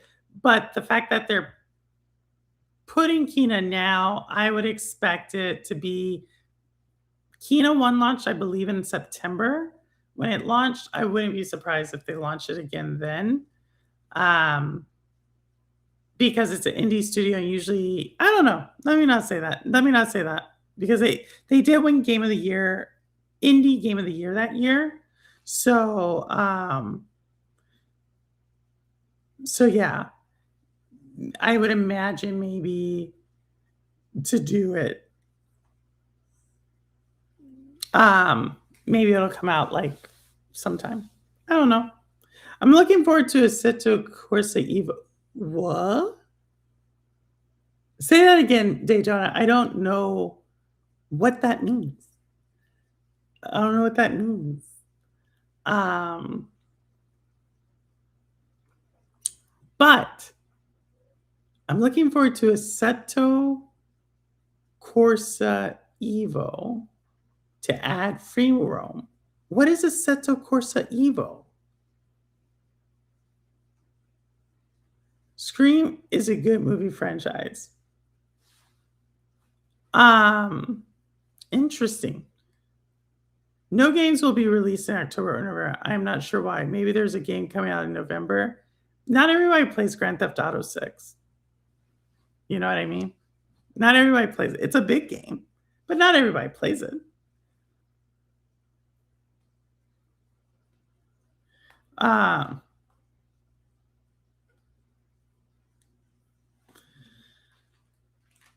So yeah. That's Assassin's Creed is a racing game, and they are going to add a highly anticipated free. Oh, what type of racing is it? A racing sim? Is it a racing sim?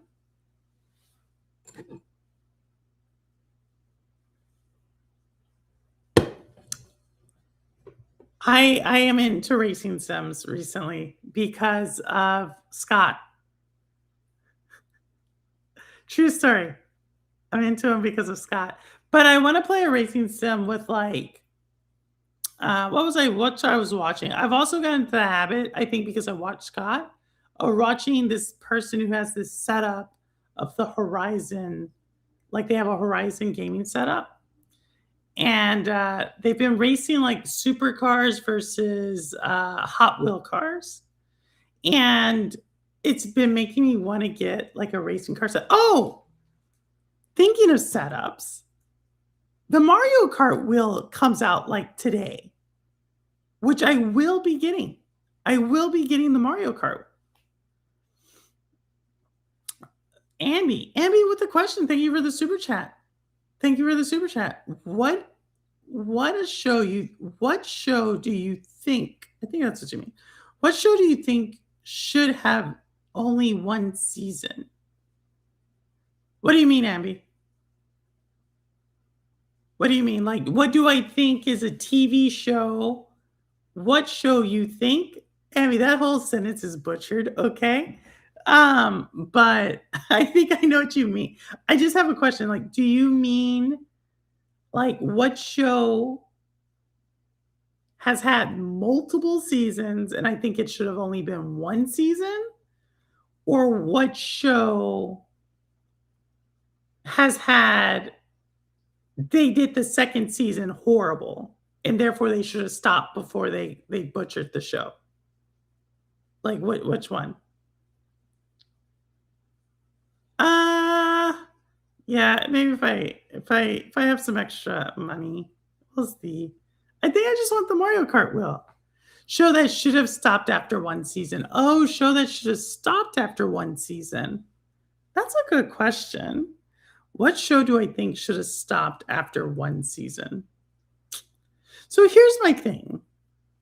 I can think of shows that I wish the second season was as good as the first season. So let's go to my crime detective series because, you know, that's like all I watch. Chiricella. I think that's how I call it. Chiricella. Detective show, UK. I thought the second season decent. Third season weird. But it kind of didn't go as strong. And then Stranger Things. I don't know. I thought because they love Stranger Things on a cliffhanger. That's why I can't like I would say Broadchurch, which is another like detective show I watch. And I feel like Broadchurch season 1 was so good. And then you bring in Broadchurch season 2, it wasn't as good. Stranger Things, I haven't watched all of them because I felt like it. Oh, Handmaid's Tale. That's one I think should have had one season. Because there's a point in The Handmaid's Tale where I'm just like, this chick's stupid. She's stupid. I think it should have been one season, Handmaid's Tale. Oh, Curl, which one did you like? Do you like Stranger Things? Which one, Curl? Where did Amber get it wrong? I was thinking that, but only watched the first season when it came out, so I was at peace. The show that should have stopped after one season, Emily in Paris. Ooh, that's a good one. Yeah, I don't know. Like most of the stuff, like I like detective stuff.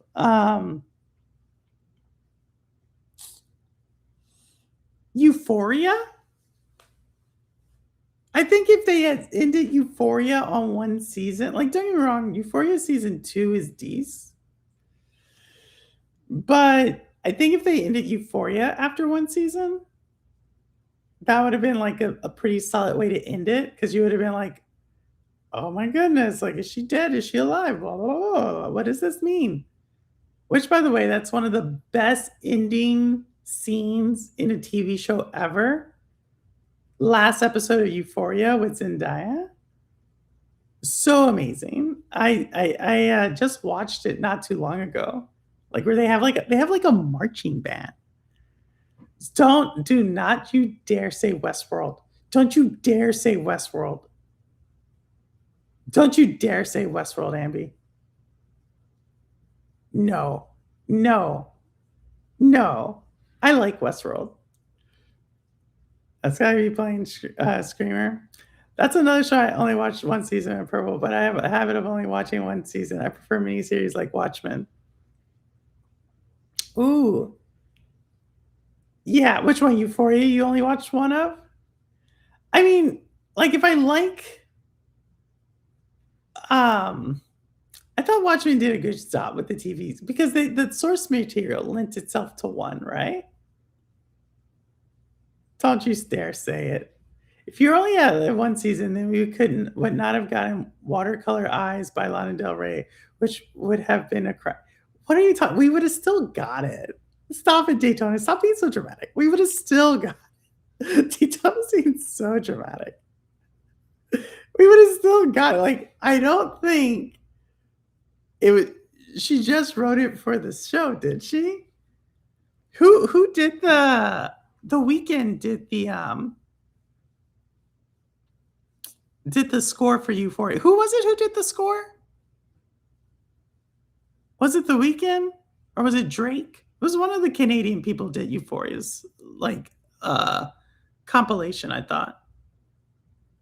I was talking about Handmaid's Tale. Oh, okay, but I watched one season of Euphoria. Of course you did. You're like, I watched only one season of that one as well. Like I said, I'm into detective shows. So like once you kind of get out of that, what was it? Pretty Little Lies? The one that takes place in what is that show called? What is that town called? In like Los Angeles, the really ritzy Los Angeles or California town. I can't think of the name. It's where Pepperdine is located. Malibu. Yeah, it's called Pretty Little Lies. I'm pretty sure it's called Pretty Little Lies. Or maybe it's not. It's with Reese Witherspoon. That one. I can't think of the shows. That should have only had one season. Pretty Little Liars. I thought Pretty Little Liars was the one with Spencer Hastings. And the one where it's like the 4 girls and the murderer is A.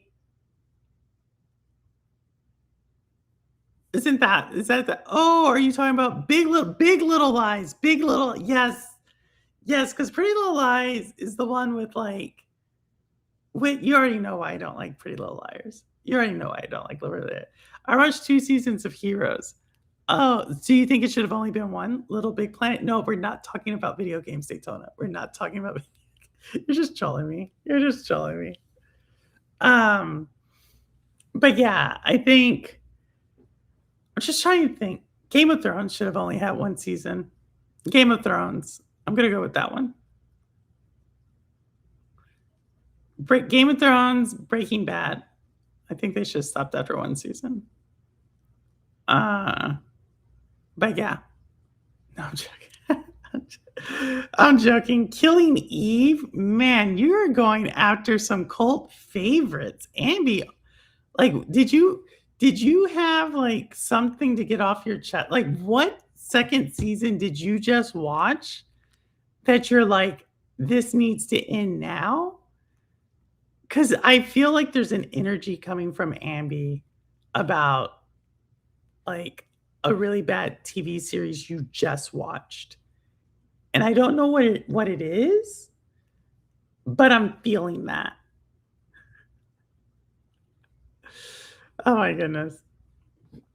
Too much. I did watch more than one season of Killing It. I think 3 of them, but season 1 was much better than the rest. I mean, it's Killing Eve. They've been what is the term that they use? Daytona, you would know the term. Queer baiting? Isn't that one of the ones that they say like hints at like a queer relationship to get like a queer audience? But they don't ever they dance around it. All right, later, Roster. We're going to be going to bed here soon. We'll be going to bed here soon. But yeah, I think like that's one of those. This season of America is pure AI slop. There's a Lo-Fi, is there a TV show called America, or are you talking about the reality series America? Are you talking about the reality series?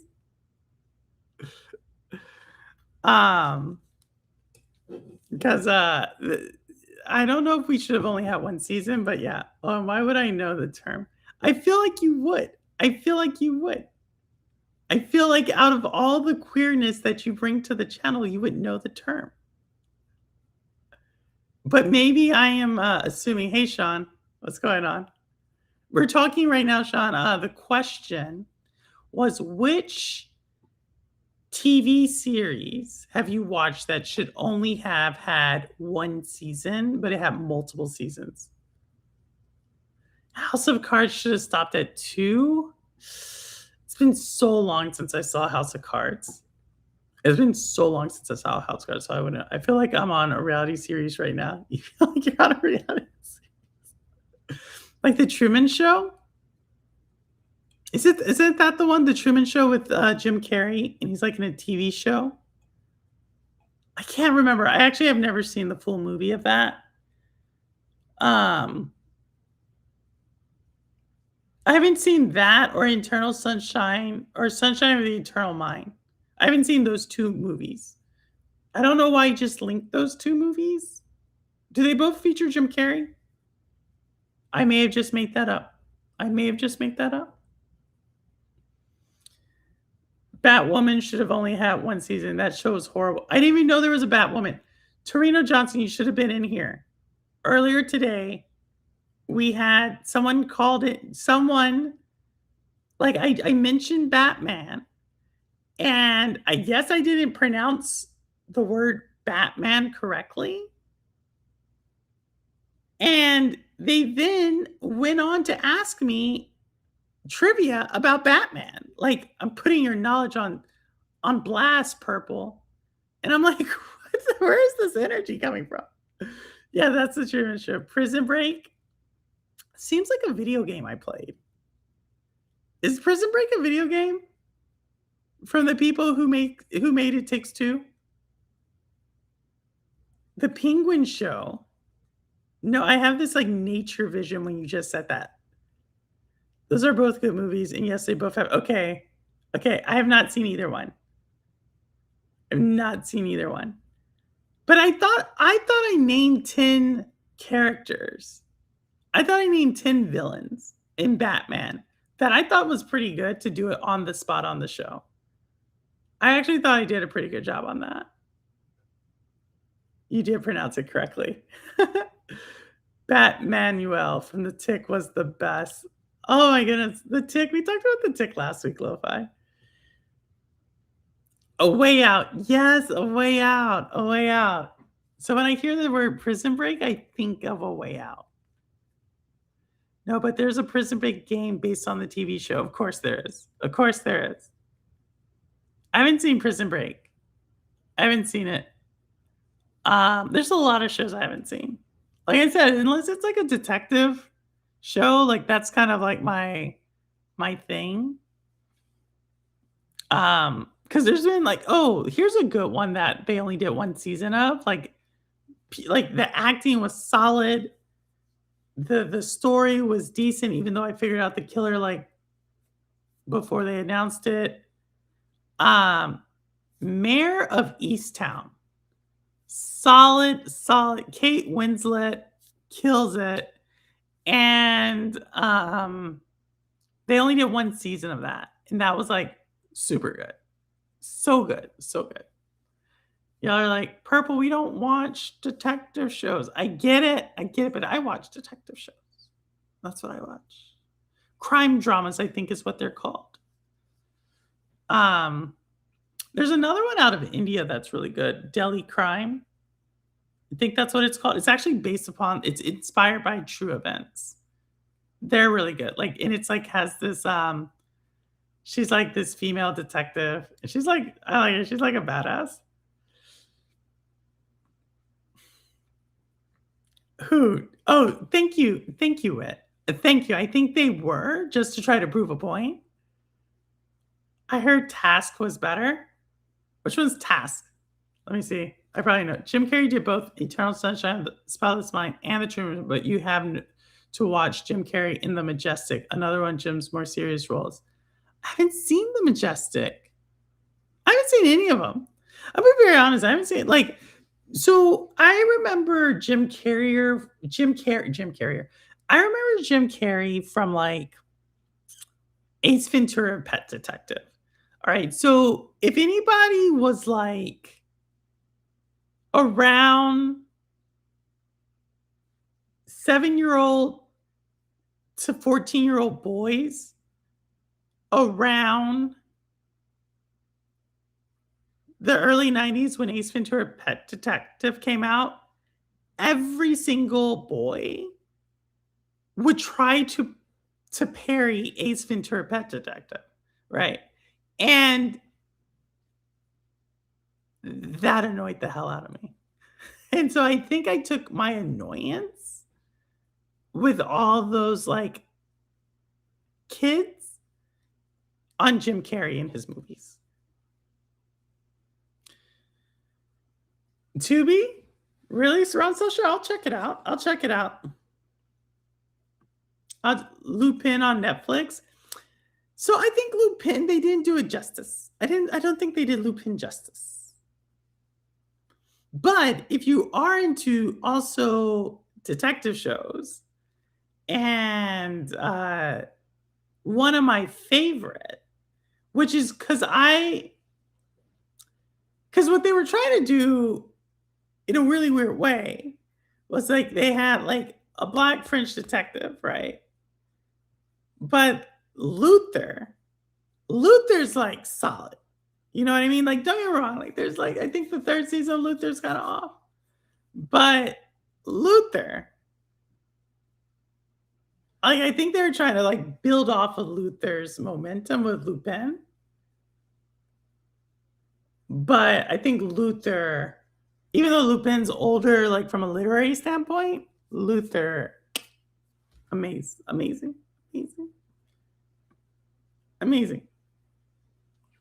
I hate Ace Ventura. Rebecca, I'm right there with you. I also don't think they can make it today.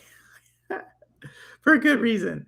Those Detroit-based TV shows should have ended after the pilot. Which one? Which ones? My sisters usually have so much unwanted knowledge of TV shows. I mean, if they're good, they're good. Well, all righty. Stop it, Lo-Fi.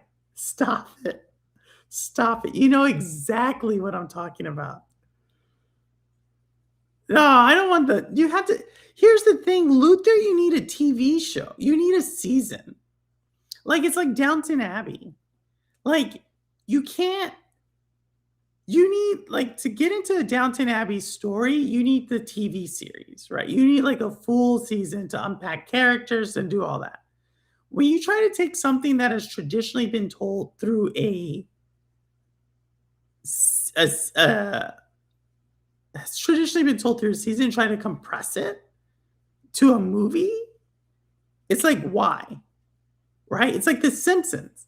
They made The Simpsons movie, which is like a really long Simpsons TV show, but the Simpsons TV show is like 20, 26, 22 minutes when it to include commercials.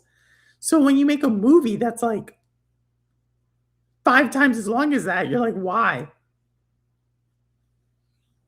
True Detective with Woody Harrelson and Matthew McConaughey. So True Detective, all right. True Detective is solid. Like, don't get me wrong. I actually like all the True Detectives.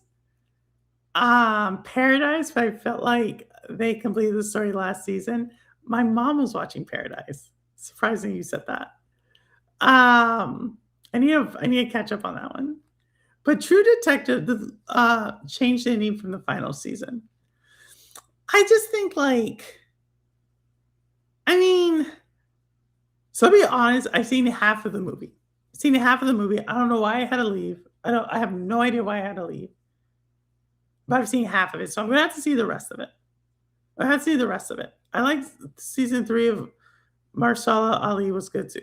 Wait, in True Detective, I like all the True Detectives. I like some people didn't like the most recent one. I like the most recent one. I thought they did a really good job with the most recent one. The Marsala Ali one, what I didn't like so much about that one. So I have a problem in TV shows when they do a lot of jumping back and forth, like they get like really cutesy with the storytelling, and they're trying to do too much with it. And like I get why they did that in True Detective season 3, but I thought it was a little too cute. I thought it was like a little too like just give me a solid story. Don't give me like this, oh my goodness, but it's an old person who's aging and what's true and what's not true. I don't need that. I don't need that. Daredevil Born Again was supposed to be one season, but they split it into 2. Did you like both of them though, Rebecca? Did you like both of them? Because that would say a lot. Did you like both of them?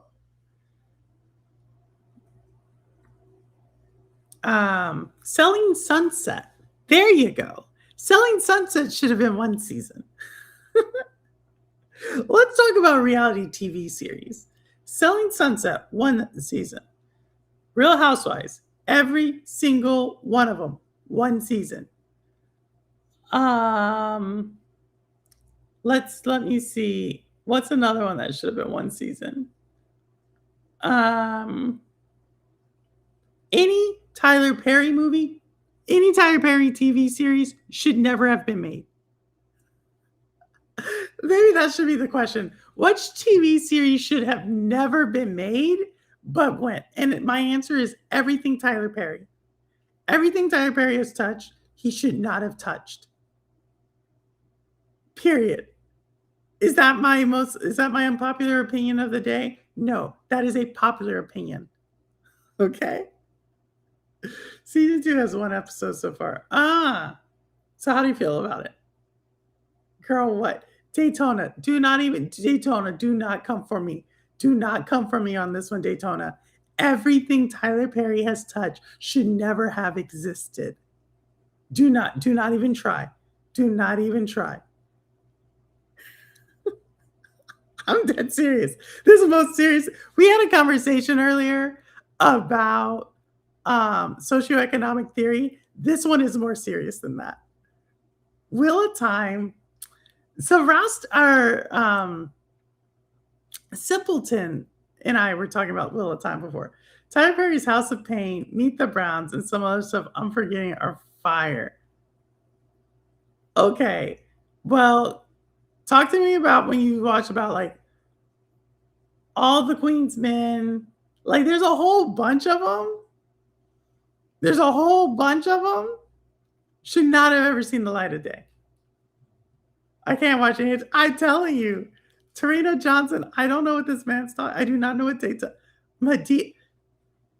Someone get Daytona away from the keyboard. He is about. What are you talking about, Daytona? What are you talking about? I don't even know what you're talking about. You're trolling me now. I love the Will Time book series, but I couldn't even finish the first season. I mean, like, I think we talked about, like, Will of Time was.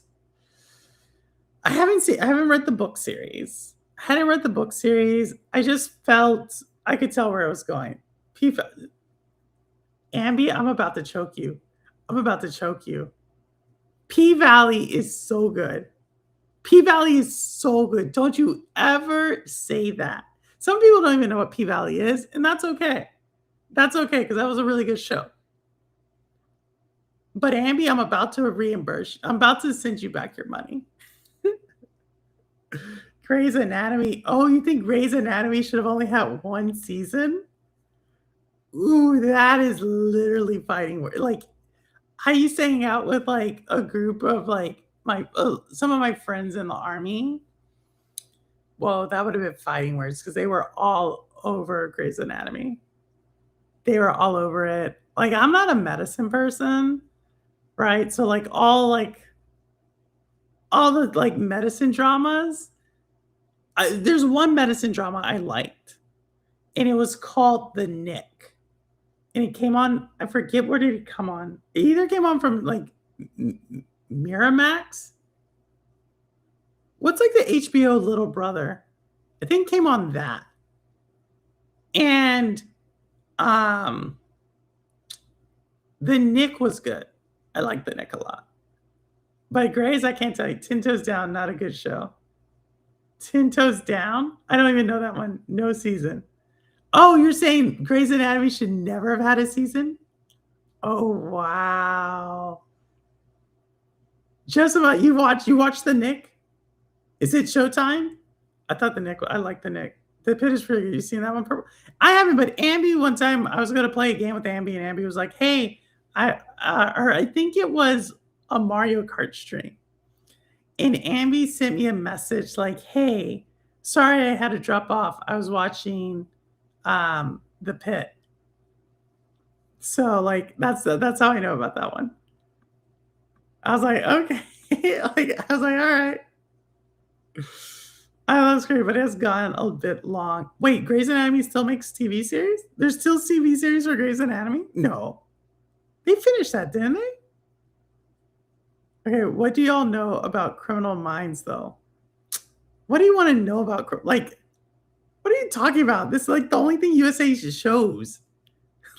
like anything you talk to me about, like USA only shows Criminal Minds, NCIS, and like whichever Law and Order. Name your pick. Once Christina left, I stopped watching Grey's. Unpopular opinion, but I think Scandal should have only had one season. Ooh. Tarina Johnson, you know. I'm not going to say anything. But I do know some people who would absolutely throw hands at you at the moment. In the name you watch Scrubs, not Grey's Anatomy. I can't stand Scrubs. I can't stand it. So I had a friend, his name was JD. We deployed like, for sure we deployed to Korea. We may have deployed somewhere else together. For sure we deployed to Korea. And JD loved Scrubs. And I was like, why are you watching this? So like I was over there like at his place, like we were watching Scrubs. I can't understand it. It's like just a series of like random scenes that are randomly strung together. I have no idea what's going on in Scrubs. None. It's like little scene here, little scene here, little scene here. And it's like, what is going on here? What is going on? 10 Toes Down. I need to watch this. Criminal Minds was my weekly show with my mom. I have a soft spot for Criminal Minds. Oh my goodness, so many people have a soft spot. Why? Okay, tell me y'all's soft spot. Why? Wait, that in Law and Order SVU. I stopped. So I stopped watching Law and Order SVU about 12 years ago. Like there was a time where I used to always watch it, but about 12 years ago I stopped watching it because I met Christina or Benson, Melissa Haggerty or Michelle Haggard, I forget her name, but I met her in person, and she was such like a major like witch. After I met her, I could never see her on TV the same. And so that's all I gotta say about that one. Like, if you like her, if you had good experiences, y'all went to coffee and did stuff, and you're like, that's my bestie, I totally get it. I'm just telling you my thing with Law and Order SVU. That's my thing with Law and Order SVU. Doesn't have to be you. I was wrong. The Nick was Cinemax. I told you. I thought it was like, I said Miramax, right? I was like, what? I don't even know what Miramax is, but I said Miramax. So I got the Max right. And I'm pretty sure HBO used to own Cinemax. That's why I said the little brother. That's ridiculous if they're still Grey's Anatomy. Scandal turned into doo-doo when this focused on Carrie's life. But they had to do something. No, it's still going. It's on 23rd. That's ridiculous. I hate Scrubs. I can't stand it. It's like boop, boop, boop. Oh my God. Wait, do y'all watch the Bates Motel show? I liked it. I did watch it. I did watch it. But I'm pretty sure that girl looks just like the girl from You, season 2. Like that girl in the Bates Motel, there's like 3 different actresses that look like that girl. Fairly certain about it. And that throws me off. I don't like when actresses look alike. I don't like when you get like 3 or 4 of the same actress. And it's like 3 or 4 different people and they all look the exact same. I can't stand that. I can't stand it. Charmed and all those USA channels were Charmed. What? What are you, Chanel? Where is this coming from? Why are you going after Charmed? Why are you going after Charmed? What did Charm do to you? What did it do to you? Like that is like going after, like that's like a kid like riding their bike, just happy with some ice cream. You take the ice cream and you kick the bike. Like, what did Charm do to you? Yeah, I can't bear to watch Scrubs. It's so dumb. And they came back on Hulu. They did. I heard about this second season or the second go around. Granite loves it. I'm confused by it because I didn't get I never got the jokes. I never. My name is after Charm character. I had to rejoin the stream because I heard you don't like Scrubs. I absolutely. No, granted, it's not that I don't like it. It's that I have a deep-seated, heated, passionate hatred for a show that is only about random inside jokes and like random scenes. Like, oh, remember that? And it shows this random scene and then it flashes forward and then they're doing something. It's like laughing and then they're like doing that. And then everybody's like, oh, this is so funny. I'm like, there's no story here. There's nothing here.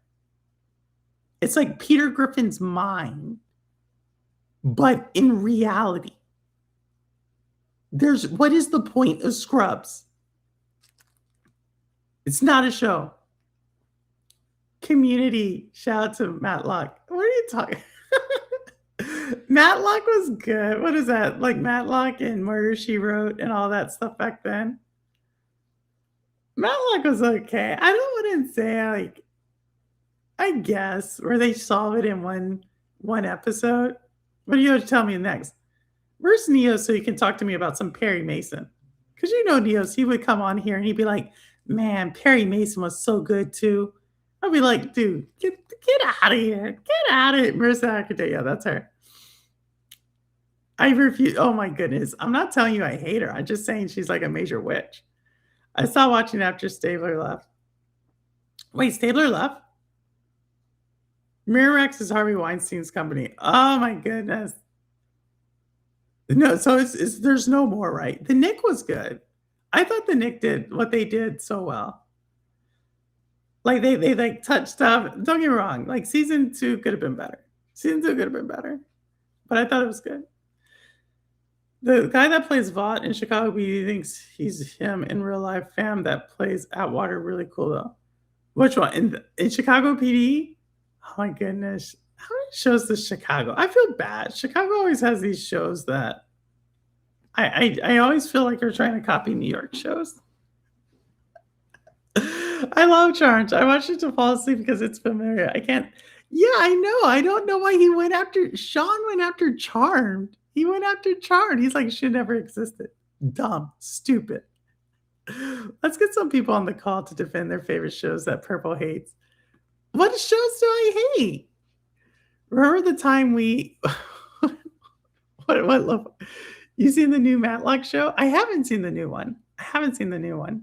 Is it good? Love Murder, She Wrote, but I'd be moving out of that town. Oh my God. Murder, She Wrote, it was good. I mean, I thought it was an interesting spin.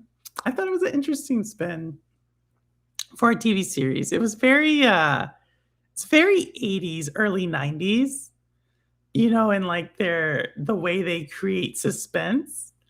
Like it's very interesting because that's like when, like we were moving away from like that, like Western, like I think we talked about this, like between the 50s, 60s, and early 70s, like Westerns dominate, right? And like there's like a certain type of like grittiness to those. Then we get to like the 70s to the 80s, and that's like sitcom central, right? They have like tons of sitcoms. And then like there's a point to where like they try to revive Perry Mason, like the original Perry Mason, right? And then you have all like the Knight Rider stuff. So I guess I'm forgetting that. But Murder, She Wrote, I thought if you go back and watch that or Matlock, it's like a very certain aesthetic, very certain acting that I don't know, the best I can explain is very 80s. So much stuff. Scrubs almost made me cry once. It was so good. What are you talking about, Granted? Stop it. Stop. No, it didn't. It was a show of relationships with absurd escapism, an absurd world of medicine. Granted, stop it. You are not, this is not, I'm not, I refuse to believe this. I refuse to believe that Scrubs made you cry. I refuse it. There's no escapism in medicine. Oh, what is Ambi coming through with some philosophical question or statement? Tiff produced all those Chicago / New York shows. I didn't know he did New York Undercover until a year ago. New York Undercover. Oh my goodness. When you said New York Undercover, you know what I thought of? All the undercover shows. Greatest undercover cop show ever. There's only one. There's only one greatest undercover cop show. And if you get this one wrong, you're wrong. Okay? You only get one chance. Only one chance to get the greatest undercover cop show. Little House on the Prairie, anyone? What do you know about Little House on the Prairie? What do you know about Little House on the Prairie? Lady Sal's Kilt Westerns. They were already going down. They had a good run. And surprising they're coming. Like over the last 10 to 15 years, they kind of came back a little bit. Yellowstone or Westworld to a certain degree. There's like 6 of them that all kind of came out recently. The Rookies. No, you missed it. You missed it. 21 Jump Street. 21 Jump Street. 21 Jump Street.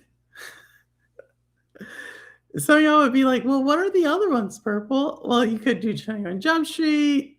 You could do The Wire. A lot of people would say The Wire, but 21 Jump Street beats it by a long shot. If you know, you know. If you know, you know. Um, but yeah, no, I think westerns. I think westerns just had their time, like right, because westerns dominated like radio shows, whatever we call those things, right? They dominated that, and then they had like Gunsmoke and all these other ones, and so like once Gunsmoke ended, like they all kind of went downhill after that. Awful. The Wire? What Noisy? What are you talking about? Noisy? What? Which one's awful? The Wire. Nowhere close. Nowhere close. Nowhere close. Nowhere close. I stand by my thing. I stand by it. I stand by it.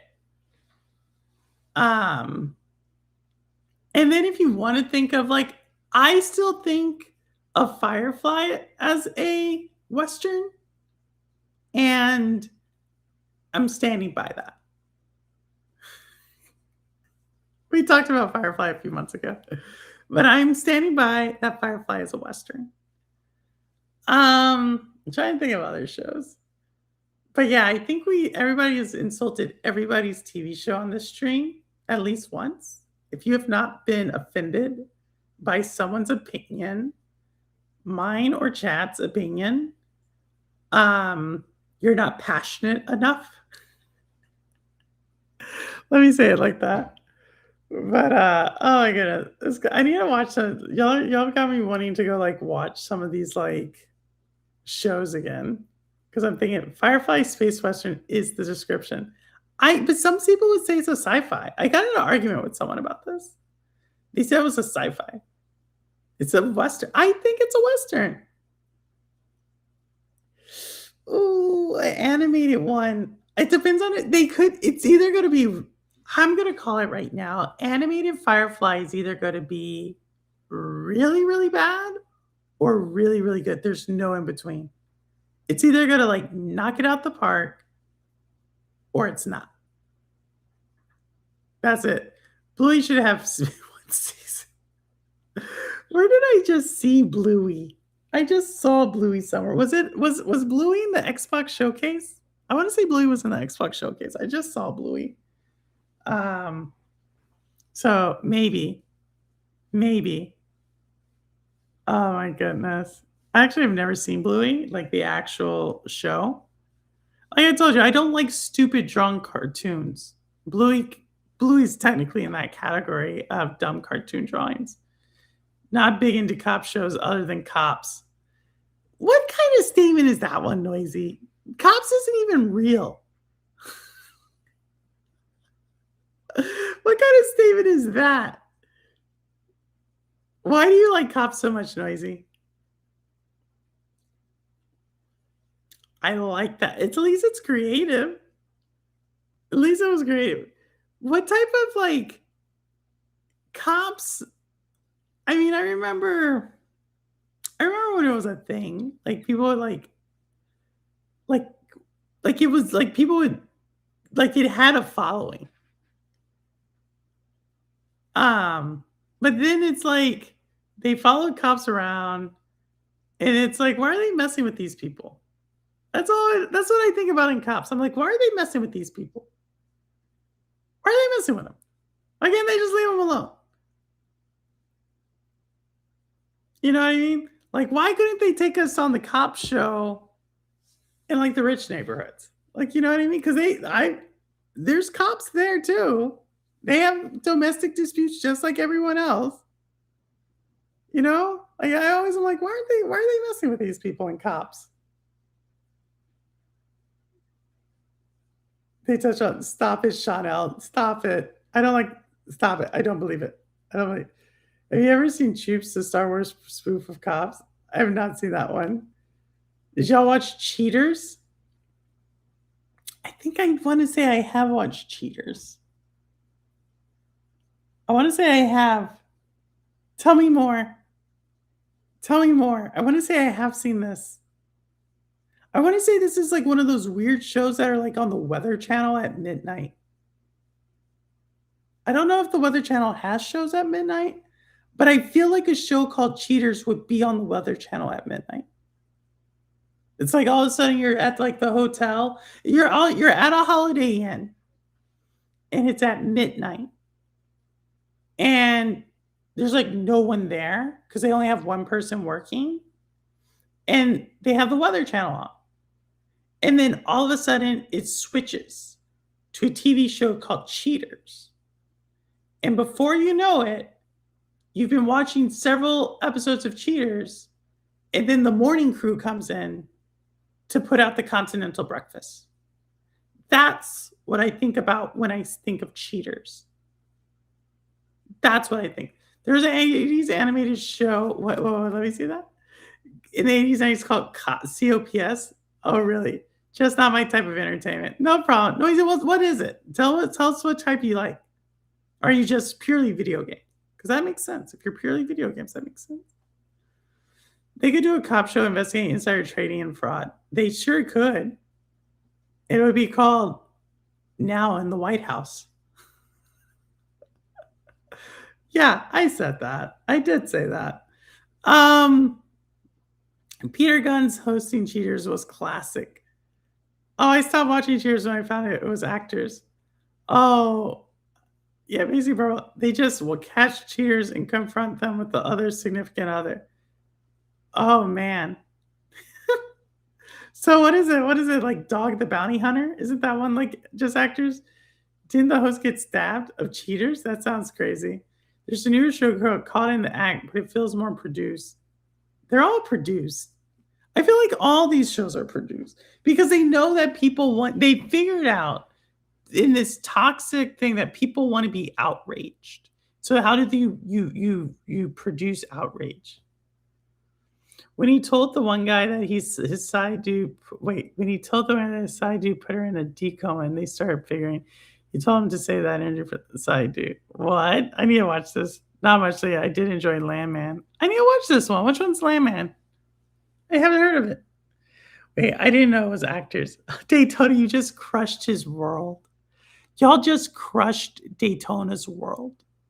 But he had to learn sometime. Because now he's going to understand why Tyler Perry's trash and garbage. I'm glad you found this one out, Daytona. Your life could have went a different way.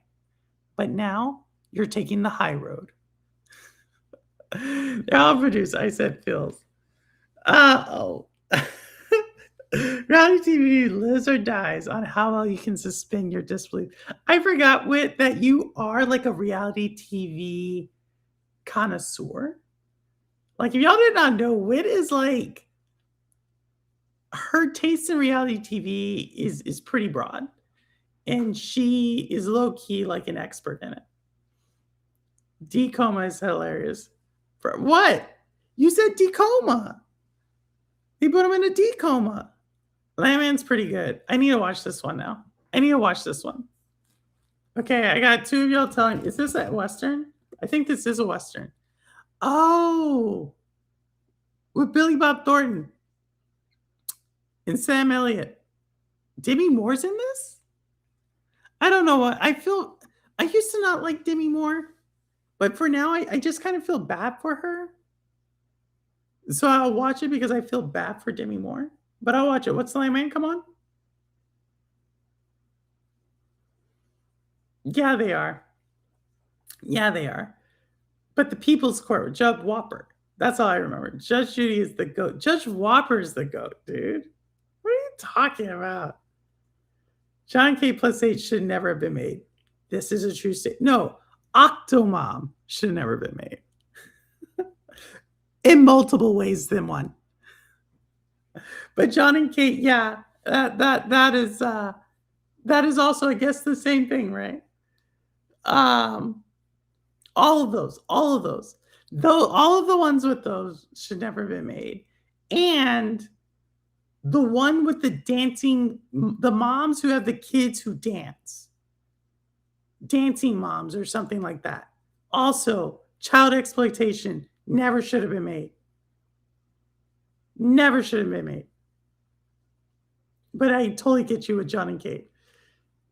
Tyler Perry reality TV show. Oh, no, stop it. Reality TV was never about capturing reality. It was about saving money by not having union writers and actors on payroll. We're taking a very dark turn with this. Documentary is more about capturing reality, but even that has a long history of fakery. Fakery. Wait, what? Wait, that is. I could feel the passion from you typing that. Wit, like we're gonna probably have to unpack that tomorrow. I know a bonus video should not have been made. Stop it, Chanel. Stop it. Dance Moms. What's it called? Dance Moms? It's just it. Yeah, Dance Moms was even further. Children Dance Ladies. It was like that. Or that one about it was the child's pageant. I thought they were the same show. I thought it was the same show. Either way, it seemed like I was watching something that was weird. I thought I was watching something weird. Let me say it like that. Cake Boss, The Hills. I could agree with you on The Hills. I never seen Cake Boss. I don't watch any of the like competition ones. I don't watch any of those. But I do want to watch Landman now because I just saw it and I'm like, I want to watch this one. So I will come back with you, Noisy, to give you my opinion on this one. But it is 11, y'all. All right, it is 11. Thank y'all so much for coming by. We talked about a lot of stuff. Showed a lot of the games I'm looking forward to from the Xbox Showcase.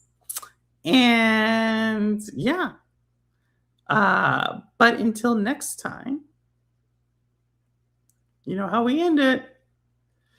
I don't care where you game, how you game, why you game, what you game on, how long you've been gaming. As long as you're gaming, you're good with me. And as always, this is Purple Haze, and the proof is in the playing. All right, y'all. I will see you all on the next one. And yes, all right. Take care, everyone.